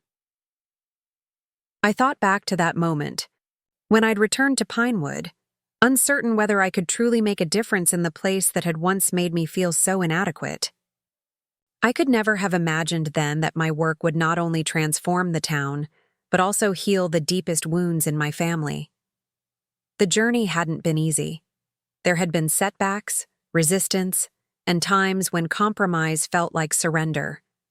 But standing here now, surrounded by a family who had evolved from critics to champions, I understood that the most meaningful transformations are often the most difficult, and that sometimes proving yourself to others becomes the path to discovering your truest self. My grandfather caught my eye across the table and raised his glass slightly in a private salute. No words were necessary. We both knew how far we'd come, from disappointment to pride, from opposition to partnership, from judgment to understanding.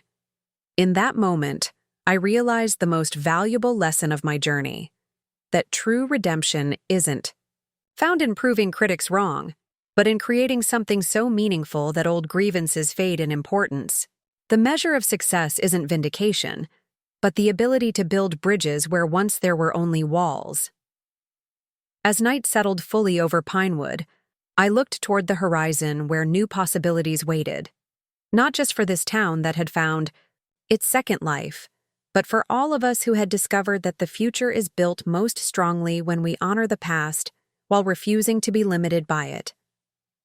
The family disappointment had become the family legacy builder, not by conforming to expectations, but by reimagining what was possible when tradition and innovation worked in harmony. And in that unexpected alliance, Pinewood had found its way forward, proving that sometimes the greatest gift you can offer to those who doubted you is the opportunity to see the world through new eyes. 5 years after founding Pinewood Rising, I stood at the podium in the governor's mansion, accepting the State Rural Innovation Award on behalf of our team. The elegant ballroom was filled with development experts, policymakers, and representatives from communities across the state, hoping to replicate what many now called the Pinewood model.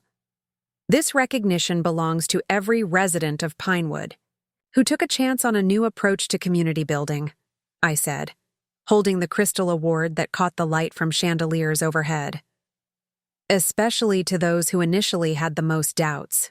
My gaze found my grandfather in the front row, immaculately dressed and sitting tall despite his 81 years. He gave me a slight nod, the corners of his mouth turning up in that subtle expression that had replaced his former scowls. Next, to him sat my grandmother, who squeezed his hand as cameras flashed. They had become unexpected ambassadors for our work, particularly with traditional business leaders and government officials who might otherwise have dismissed our community-centered methods as too idealistic.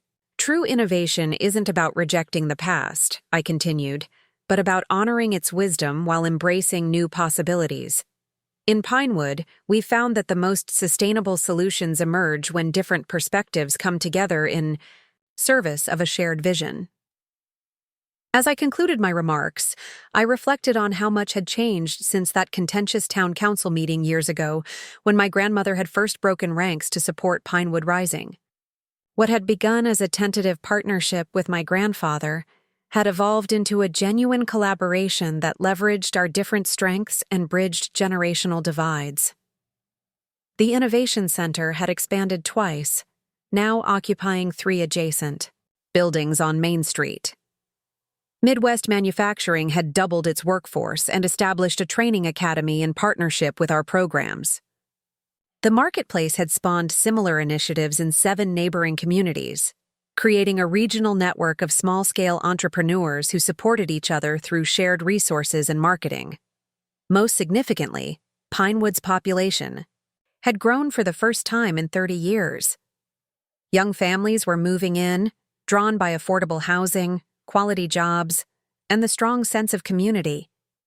The elementary school that had been at risk of closing now needed additional classrooms to accommodate new students. After the ceremony, a reception allowed for networking with leaders from across the state. I circulated through the crowd, answering questions about our approach and connecting with potential partners. My grandfather did the same, his political instincts still sharp as he identified key decision-makers and made strategic introductions. The Agriculture Commissioner wants to discuss expanding your farm-to-table program to other counties, he informed me during a brief moment between conversations. And that woman from the Federal Reserve is particularly interested in your community banking initiative. I nodded, making mental notes. What about the state university representatives? Did you speak with them about the internship program? Already handled, he confirmed. They're sending their program director to Pinewood next month to formalize the arrangement. We exchanged quick smiles before returning to our respective conversations. This rhythmic coordination had become second nature, each of us handling the aspects of outreach where we were strongest, then reconvening to share information and plan next steps. Later, as the reception wound down, the governor pulled me aside. That task force I mentioned, on rural revitalization policy, he said quietly. The position is yours if you want it. Chair, not just members. Full support, real budget, direct line to my office. The offer was tempting. After 5 years of intensive work in Pinewood, I'd begun thinking about how our successes might inform broader policy changes. The task force would provide a platform to influence development approaches across the state, potentially impacting hundreds of communities facing challenges similar to what Pinewood had overcome. I'm honored, I replied, but I'd need to discuss it with my team. Pinewood Rising has grown, but we're still implementing key initiatives that require leadership. The governor nodded. Of course, it wouldn't be full-time. Quarterly meetings in the capital, some consulting between sessions. We'd work around your commitments in Pinewood. He handed me his card. Think about it. Call my office next week. When we returned to Pinewood that evening, my grandfather invited me to his home for a nightcap, a tradition we'd established for debriefing after important events.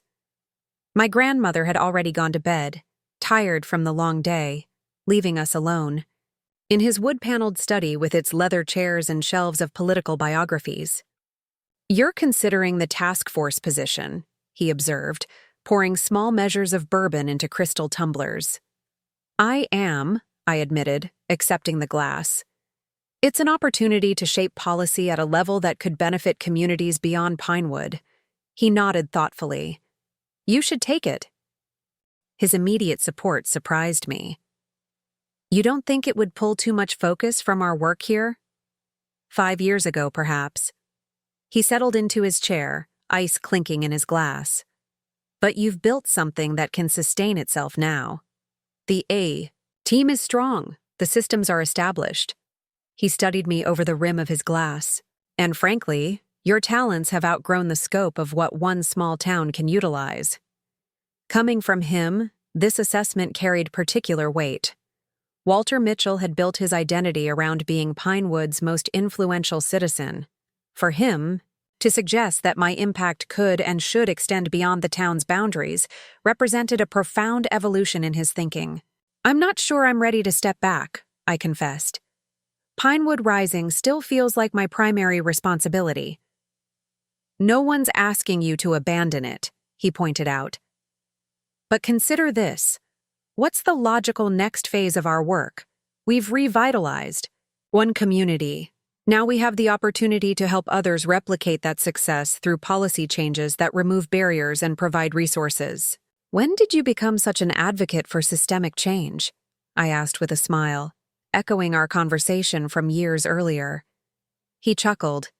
Perhaps I've finally recognized that lasting impact requires both ground-level implementation and structural reform. His expression grew more serious. Or perhaps I've simply realized that limiting your influence to Pinewood would be a waste of your capabilities. I sipped my bourbon, considering his perspective. I'll talk with Zoe and Lily tomorrow. If they feel the organization is positioned to handle my partial absence, I'll accept the position. They'll support you, he said with certainty. They understand what you've built here better than anyone. We spent the next hour discussing the award ceremony, analyzing which connections might prove most valuable, and planning follow-up strategies. It was the kind of practical, forward-looking conversation that had replaced the ideological debates of our early relationship, focused on outcomes rather than philosophies, on shared goals rather than competing approaches. As I prepared to leave, my grandfather retrieved a manila envelope from his desk drawer. "I've been meaning to give you this," he said, handing it to me. "Found it while organizing some old papers." Inside was a faded newspaper clipping from the Pinewood Gazette, dated nearly 20 years earlier. The headline read, "Local Students Propose Environmental Initiatives." In the accompanying photograph, a much younger version of myself stood with two classmates beside a display about water conservation. "You kept this?" I asked, surprised. The article detailed a presentation my environmental club had made to the town council, a presentation that had been politely acknowledged and promptly ignored. "Eleanor did," he admitted. "She kept everything about you, actually. Has a whole scrapbook upstairs." He cleared his throat. "I didn't understand the significance of it at the time. Just thought it was one of her sentimental collections." I studied the image of my younger self, earnest, determined, already focused on community improvement despite feeling like an outsider in my own family. "Your grandmother saw something in you even then," he continued, "something I was too stubborn to recognize until much later. That same drive to make a difference that motivated me in my political career, but directed toward causes I didn't yet value." The acknowledgement touched me deeply. "Thank you for sharing this." He nodded, a little uncomfortable with the emotional moment. "Well, she'd want you to have it now, especially with this new appointment on the horizon." The next morning, I met with Zoe and Lily at our headquarters, now occupying a renovated historic building that had once been Pinewood's first bank. The space reflected our evolution from scrappy startup to established organization, with dedicated areas for different programs, professional meeting rooms, and state-of-the-art technology. I explained the governor's offer and my tentative plan to accept while maintaining my leadership role at Pinewood Rising, albeit with adjusted responsibilities. "It's about time," Zoe declared immediately. "You've been turning down opportunities like this for years." Lily nodded agreement. "The organization is stable enough now to accommodate your partial focus. Between the three of us and the program directors, we can handle day-to-day operations while you take on this broader policy work." Their confidence was reassuring, though I still had concerns. "You're sure it won't create complications? I don't want to be an absentee leader." "Taylor," Zoe said firmly, "the whole point of what we've built is sustainability, programs that don't depend on any single person. This is a chance to expand our impact through policy. We'd be hypocrites to tell other communities to embrace change while refusing to evolve ourselves." Lily, ever practical, pulled out her tablet. "Let's map out what a new organizational structure might look like. You'll transition to executive director with strategic oversight. Zoe and I can split operational leadership of different divisions, and we can promote Jessica to handle the community engagement piece you've personally managed." Jessica Wright had joined us 3 years earlier as a program participant and had quickly demonstrated exceptional talent for relationship building. Now in her mid-20s, she embodied the next generation of leadership we'd been cultivating. We spent the morning outlining the transition plan, identifying potential challenges, and developing communication strategies for staff, board members, and the community. By lunchtime, I felt confident that Pinewood Rising would not just survive, but thrive with this new arrangement. "I think my grandfather knew you'd react this way," I told them as we wrapped up. "He practically insisted I take the position." Zoe grinned. "Walter Mitchell, progressive champion. Who would have thought?" "He sees the strategic value," Lily observed. "Your influence at the state level benefits Pinewood and his legacy as much as it advances our broader mission." "Probably," I acknowledged. "But I also think he genuinely believes in what we're doing now. People can change, even stubborn octogenarians, with strong opinions." That afternoon, I called the governor's office to accept the appointment.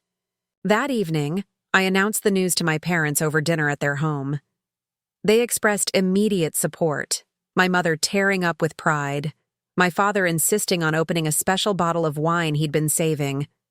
I always knew you'd outgrow. Pinewood eventually, my mother said, squeezing my hand across the table. Though I admit I'm glad your work will still keep you connected to home. I'm not outgrowing Pinewood, I corrected gently. I'm just extending our model to help other communities. My father raised his glass. To my daughter, the policymaker. And to think, all those years your grandfather spent telling everyone you didn't understand how the real world works. We all laughed at the irony. The memory of those painful criticisms had lost its sting, transformed from wounds into something resembling inside jokes, now that the underlying relationship had healed. News of my appointment spread quickly through Pinewood's still-active grapevine. The following Sunday, after church, a steady stream of well-wishers approached to congratulate me. Vernon Miller from the Gazette requested an interview. Mayor Thompson, now in his final term, suggested a public announcement at the next town council meeting. My cousin Brandon, who had indeed won his state Senate race, called to strategize about how we might collaborate on rural development legislation. Melissa invited me to speak to her daughter's high school class about careers in public service. Even Mrs. Reynolds, my former elementary school teacher who had been one of the first customers at our original food pantry, stopped me on Main Street to express her pride. I always told your grandmother you were special, she said, patting my arm. Different, yes, but that's what Pinewood needed. Someone who could see possibilities the rest of us missed. The most meaningful reaction, however, came from my grandparents. They invited my parents and me for a formal dinner at their home, the kind of occasion they had traditionally reserved for celebrating major family milestones. Their dining room had changed little over the decades. The same mahogany table gleamed beneath the crystal chandelier. The same china and silver adorned each place setting. The same oil paintings of Pinewood landmarks hung on walls covered in the same damask wallpaper. Yet, the atmosphere was utterly transformed from those tense family dinners of my youth. My grandfather, at the head of the table, raised his glass not to critique but to celebrate. To Taylor, he said, his voice strong despite his advancing years, whose vision and perseverance have not only revitalized our community, but have now been recognized at the highest levels of state government. My grandmother, seated at the opposite end, added her own toast. And to new beginnings. May your work on the task force bring the same positive change to other communities that you've brought to Pinewood. As we dined on my grandmother's traditional recipes, the conversation flowed naturally between family updates, local news, and discussions of state politics.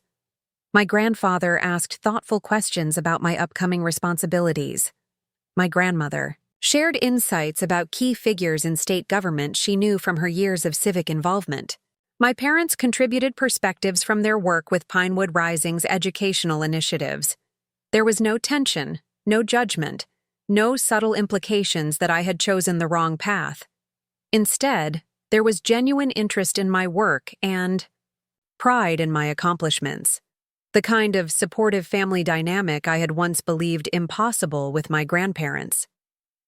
After dessert, as we moved to the living room for coffee, my grandfather motioned me toward his study.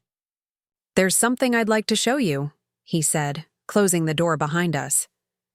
He crossed to his desk and unlocked the bottom drawer, removing a leather-bound folder I'd never seen before. "I've been updating my will," he explained, his tone matter-of-fact. "At my age, it's simply responsible planning." I nodded, uncertain where this was heading. "I've established a foundation," he continued, opening the folder to reveal legal documents. "The Mitchell Cooper Foundation for Community Development. Upon my passing, it will be funded with a significant portion of my estate, dedicated to supporting initiatives modeled after Pinewood Rising's approach." I stared at the paperwork, stunned by the implications.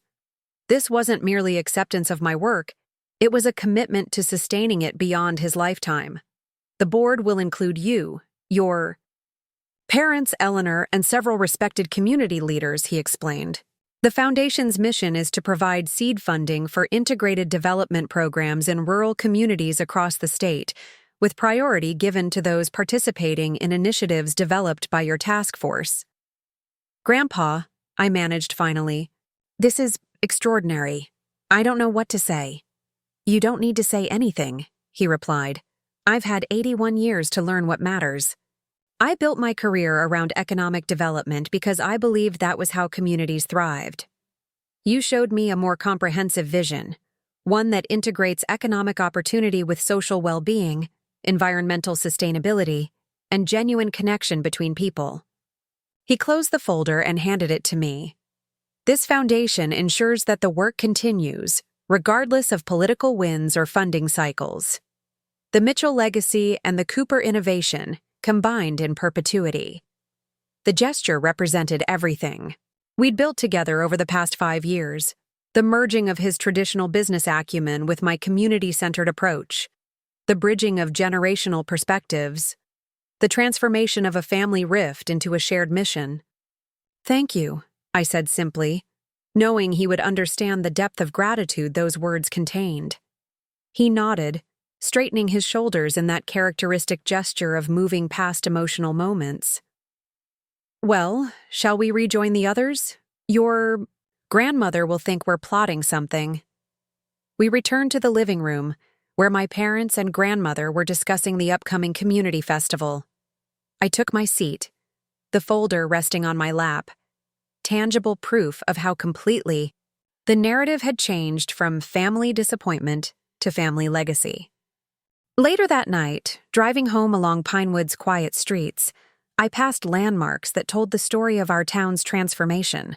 The Innovation Center with its rooftop garden, the community hub where volunteers still distributed food and resources to those in need, the refurbished park where children now played on equipment designed by local artists, the manufacturing facility whose lights indicated the night shift was at work.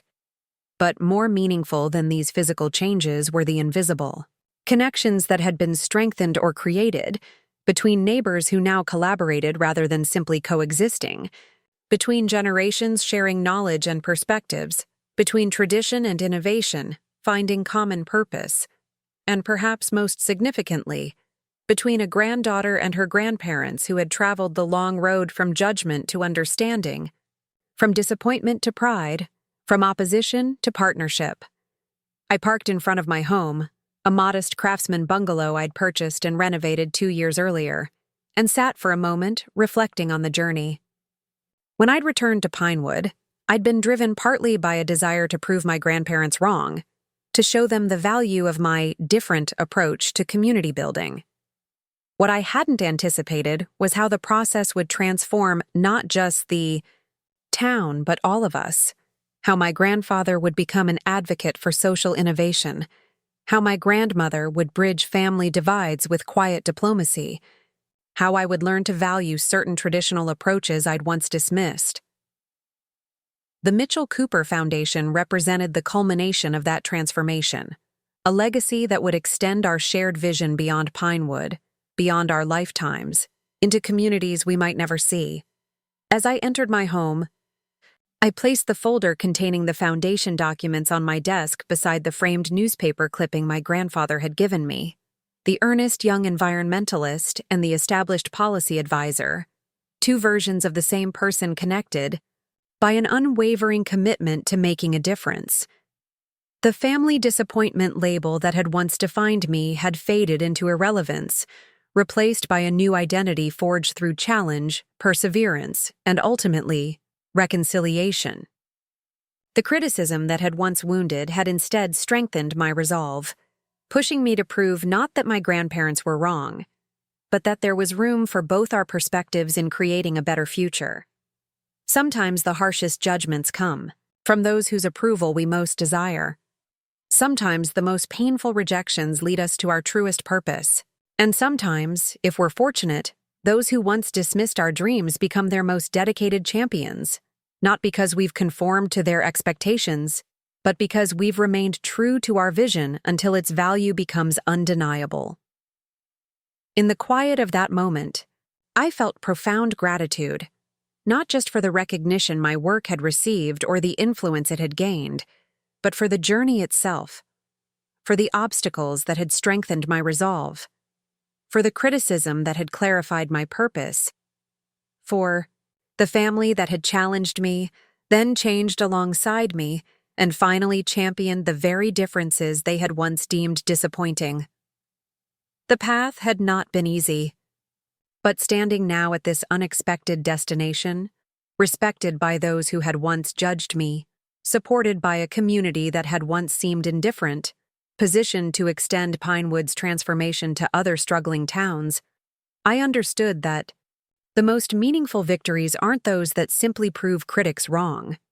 They're the ones that transform criticism into collaboration, that bridge divides rather than widening them, that create legacies built on reconciliation rather than resentment.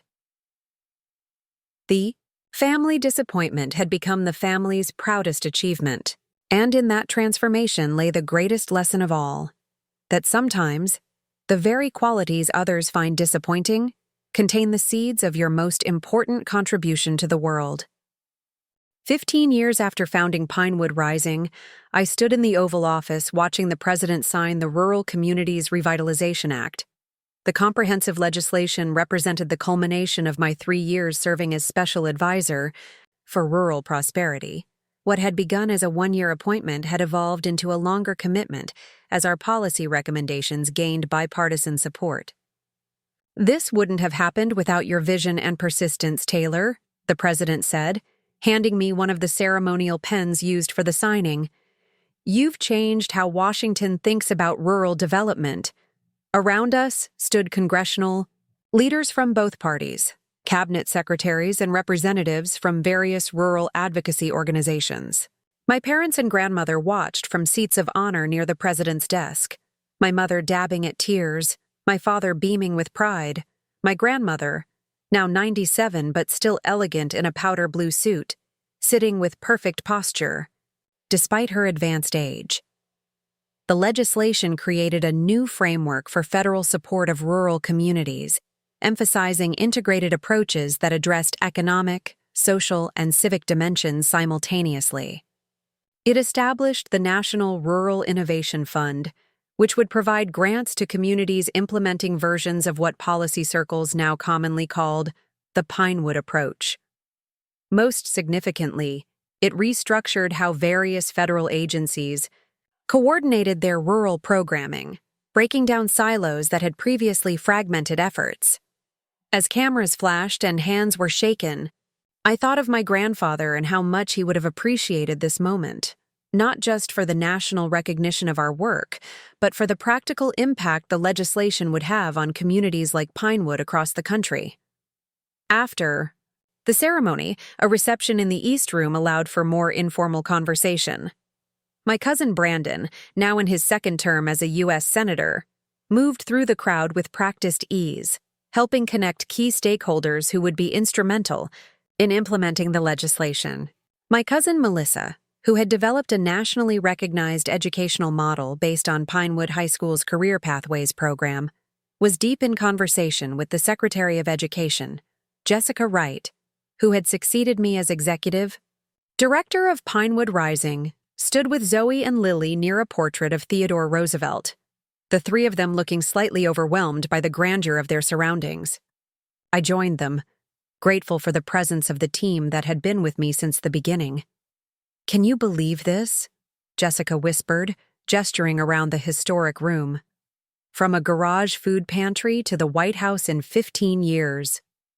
"I'm still processing it," Zoe admitted, adjusting the professional camera hanging around her neck. She continued to document our journey, her photographs of Pinewood's transformation having been exhibited in galleries and published in several books on community development. Lily, ever practical, was already thinking ahead. "The implementation phase will be critical.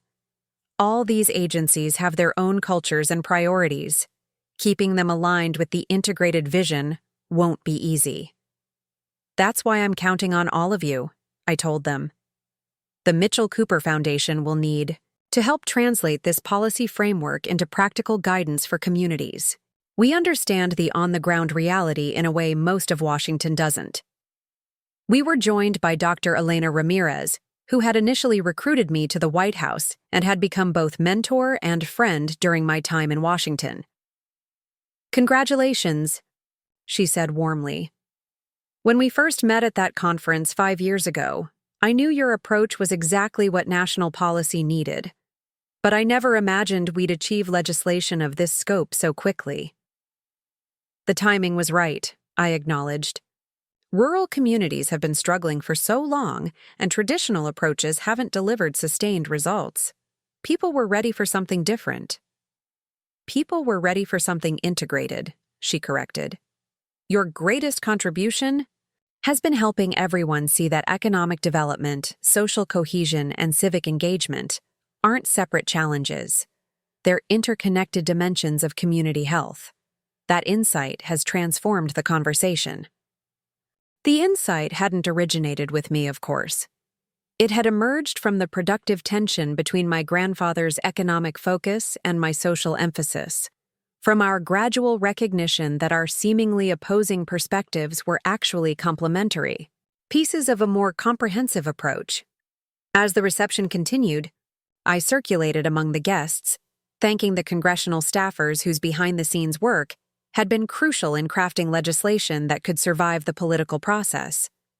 I reconnected with leaders from rural communities who had traveled to Washington to witness this milestone in person. I introduced my parents and grandmother to officials who would be implementing the programs we had helped design.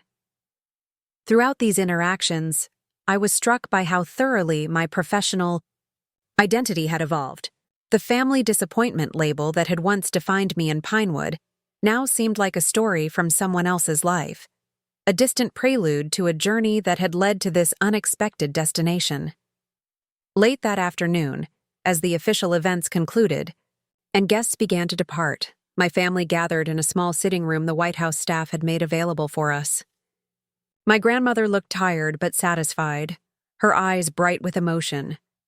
"Walter should be here," she said, accepting the cup of tea my mother handed her. "This was his dream, too, in the end." "He is here, in a way," my father replied.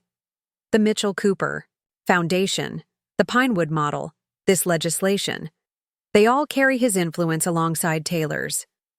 That integration is what makes it work." My grandmother nodded. "He came to understand that eventually. That true legacy isn't about getting your own way, but about contributing to something larger than yourself." She looked directly at me. "That's what he wanted me to tell you in those last days. That he was prouder of your partnership than of any individual achievement in his life." The emotion of the day, combined with this reminder of my grandfather's final message, brought unexpected tears. For so many years, his approval had seemed impossibly out of reach. The journey from his dismissal to his wholehearted support had transformed not just my professional path, but my sense of identity and belonging. "So," my cousin Brandon asked, changing the subject with his typical directness, "what's next for you? The president mentioned hoping you'd stay on to oversee implementation." It was a question I'd been considering carefully. My 3 years in Washington had been productive and meaningful, but also challenging. I missed Pinewood, missed being directly connected to the community work that had inspired everything that followed.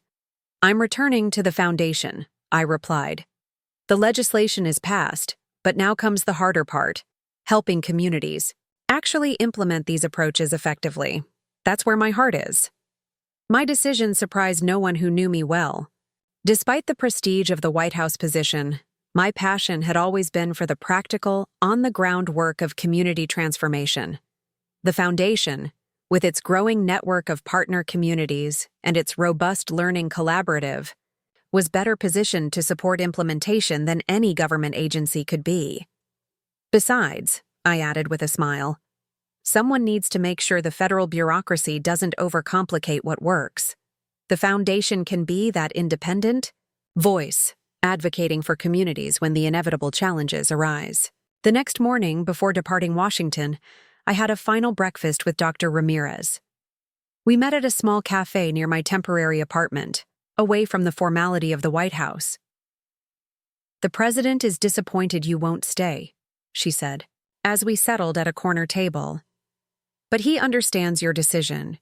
In fact, he's proposed making you the chair of the new Rural Innovation Advisory Council, a quarterly commitment that would keep you connected to implementation without requiring relocation to Washington."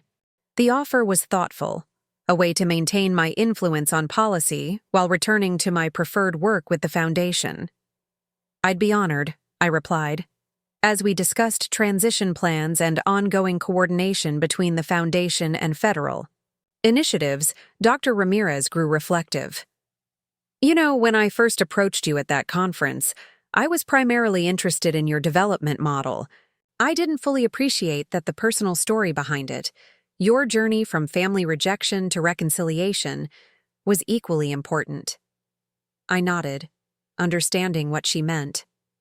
The methodology matters, but so does the mindset. What we learned in Pinewood wasn't just about specific programs or structures, but about how to bridge divides that initially seem unbridgeable. "Exactly," she agreed. "And that's the insight most needed in policy circles today. Not another technical solution, but a different approach to engaging across differences." That afternoon, I boarded a flight back to Nebraska, my official duties in Washington complete.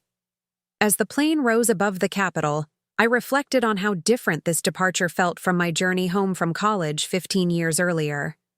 Then, I had returned to Pinewood with something to prove, driven partly by a desire to show my grandparents the value of the path they had dismissed. Now, I was returning as someone whose approach had been validated at the highest levels, yet who still found the greatest meaning in the community connections that had started it all. The flight attendant recognized me from news coverage of the bill signing and asked for a photo, marveling at how someone from a small town in Nebraska had shaped national policy.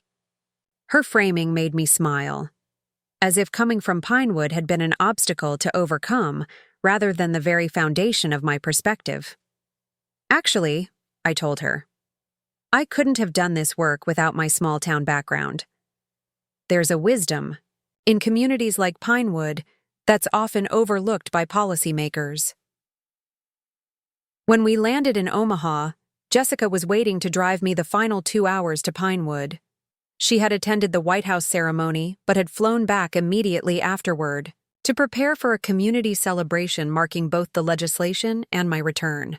"The whole town's buzzing," she reported as we headed west on the highway. "Vernon's running a special edition of the Gazette. The high school band has been practicing for a week. Even your grandfather's old business associates, the ones who initially opposed Pinewood Rising, have contributed to the celebration fund." I laughed.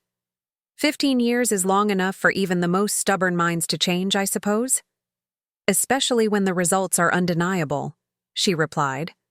"Last week's economic report showed Pinewood's median household income now exceeds the state average for the first time in 40 years. The community survey showed 92% of residents reporting high levels of satisfaction with quality of life. And the high school just sent its largest percentage of graduates to college. In town history, these metrics told part of the story, but as we crossed into familiar territory, rolling farmland interspersed with wind turbines, another successful initiative, the river valley with its restored wetlands, the highway signs advertising Pinewood's Innovation District. I was more interested in the qualitative changes, the sense of possibility that now permeated the town, the connections between people who would never previously have collaborated, the confidence of young residents who saw futures for themselves in the community. As we crested the final hill before town, Pinewood spread out below us, transformed from the struggling community I had returned to 15 years earlier.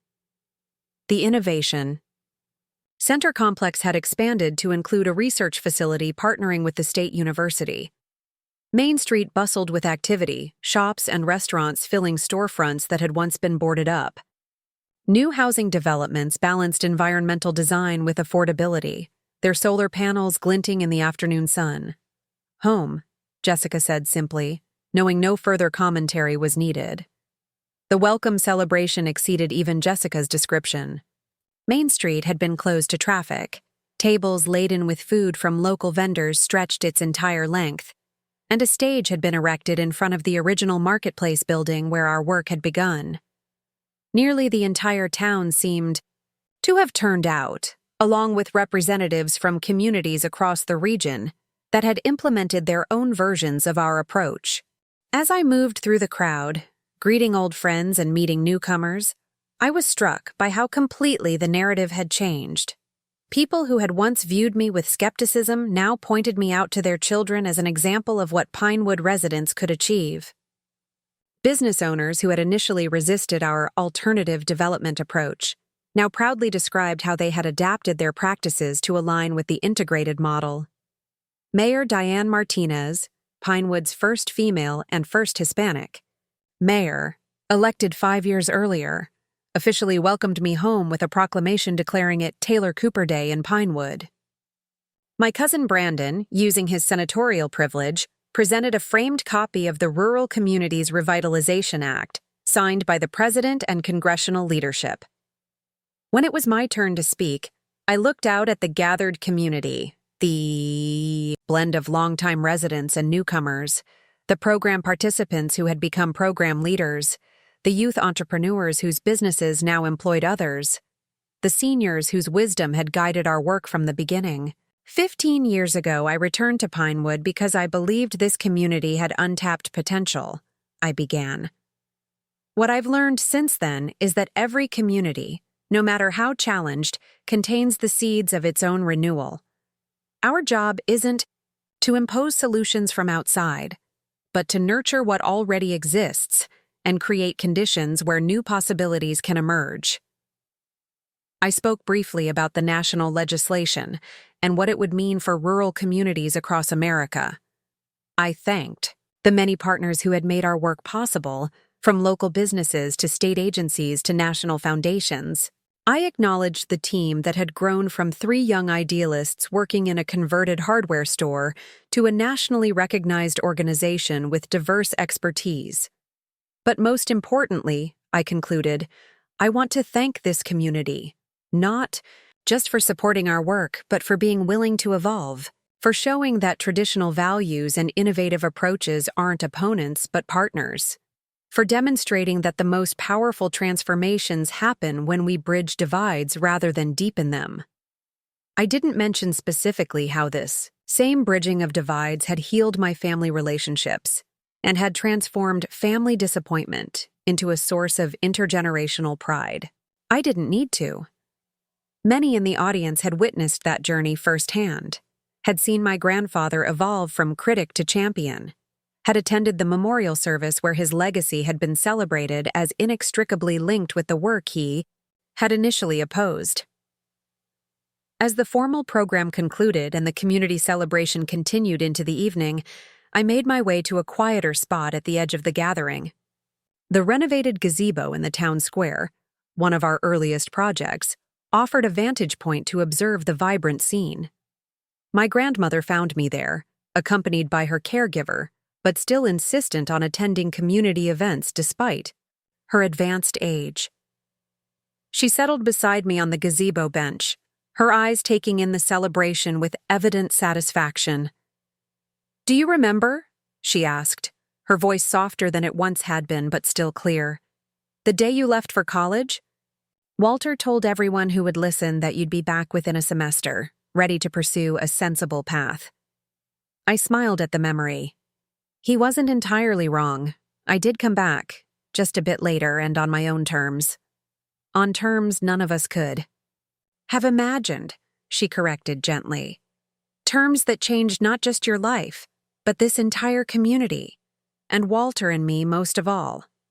A comfortable silence fell between us as we watched the gathering. Children played on the green space that had once been a neglected lot. Teenagers helped elderly residents navigate the food tables. Farmers who had transitioned to sustainable practices chatted with tech entrepreneurs who had relocated to Pinewood for its quality of life and innovation ecosystem. "He would have loved this," my grandmother said finally, her gaze still on the community celebration.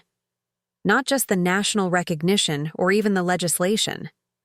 This, people connecting across differences.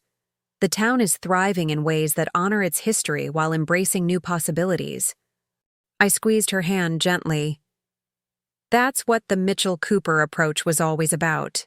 Not either or, but both and. In that moment, watching the community that had once labeled me a disappointment now celebrating the very qualities that had earned me that label, I understood with complete clarity the journey that had brought us here. Not a story of vindication or revenge, but of reconciliation and integration. Not about proving critics wrong, but about creating something meaningful enough to transform criticism into collaboration. The family disappointment narrative that had once seemed so defining had become merely the opening chapter of a much richer story, one in which judgment had given way to understanding, opposition had evolved into partnership, and a struggling town had discovered new possibilities by bridging divides that once seemed unbridgeable. As twilight settled over Pinewood and lights came on throughout the square, illuminating the celebration that continued below, I felt a profound sense of completion. The journey that had begun with a return to prove my worth had culminated in something far more meaningful than personal validation. It had resulted in a model of community renewal that honored both tradition and innovation, that integrated economic vitality with social connection, that demonstrated how seemingly opposing perspectives could combine to create solutions stronger than either could achieve alone. And in that integration, that bridging of divides within families, communities, and eventually national policy, lay the most powerful insight of all. That our greatest contributions often emerge from the very qualities others initially find most disappointing. That the paths that defy conventional wisdom sometimes lead to discoveries that transform not just individual lives, but entire communities. The family disappointment had become the catalyst for renewal, not by conforming to expectations, but by remaining true to a vision expansive enough to eventually include those who had once dismissed it. And in that transformation lay hope not just for Pinewood, but for communities across America seeking their own paths to renewed vitality. As I sat with my grandmother, watching the community that had shaped us both celebrate a future neither of us could have imagined 15 years earlier, I felt immense gratitude for the journey that had brought us here. The challenges that had strengthened my resolve, the opposition that had clarified my purpose, and most importantly, the reconciliation that had healed wounds I once thought permanent. The label that had once defined me had become merely the beginning of a much larger story, one about how the qualities others find disappointing often contain the seeds of our most meaningful contributions to the world. 20 years after founding Pinewood Rising, I returned to the community center stage where my grandparents had once publicly called me the family disappointment. This time, I was here to dedicate the newly expanded Walter and Eleanor Mitchell Community Innovation Campus, a sprawling complex that had grown from our original initiatives to become a national hub for rural development training. The campus would serve as both operational headquarters for the Mitchell Cooper Foundation and a learning center where communities from across the country could send representatives for immersive training in the integrated approach now recognized in academic literature as the Pinewood model. As I surveyed the audience gathered, for the dedication ceremony, I saw faces representing every chapter of this 20-year journey. Jessica Wright, now president of the foundation after my semi-retirement. Zoe and Lily, who had gone on to establish a consulting firm specializing in rural community development. My cousin Brandon, whose political career had culminated in a presidential cabinet position focused on economic development. My cousin Melissa, whose educational innovations had been implemented in rural schools nationwide. My parents sat in the front row, now in their 70s but still actively involved in community initiatives. Beside them was an empty seat symbolically, reserved for my grandmother Eleanor, who had passed away peacefully the previous year at 99, having lived to see Pinewood's transformation and the national impact of our work. 20 years ago, I began, addressing the gathered community. I returned to Pinewood with a vision that many dismissed as impractical idealism. I was motivated partly by a desire to prove that different approaches to community development could succeed where traditional methods had struggled. I glanced at the enlarged photographs displayed on easels beside the stage, images documenting Pinewood's journey from struggling town to thriving community. The boarded-up storefronts that had become vibrant businesses, the abandoned factory, was repurposed as a manufacturing innovation center. The neglected neighborhoods now showcasing affordable, sustainable housing. What none of us could have anticipated was how this journey would transform not just Pinewood's physical and economic landscape, but the relationships that form the true foundation of community. Barriers between generations, between long-time residents and newcomers, between different visions of progress, all these began to dissolve as we discovered the power of integration rather than opposition. I didn't need to explicitly reference my personal journey from family disappointment to bridge builder. Most in the audience knew that story and had witnessed the evolution of my relationship with my grandparents from tension to partnership. Some of the older residents had been present at those family gatherings where the disappointment label had been applied. Many had attended my grandfather's funeral 12 years earlier, where his eulogy had celebrated the Mitchell Cooper Foundation as his proudest legacy.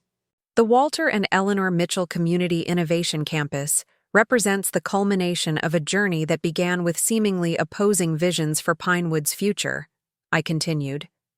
What we discovered together was that true innovation emerges not from choosing between tradition and progress, but from integrating the wisdom of experience with the energy of new possibilities.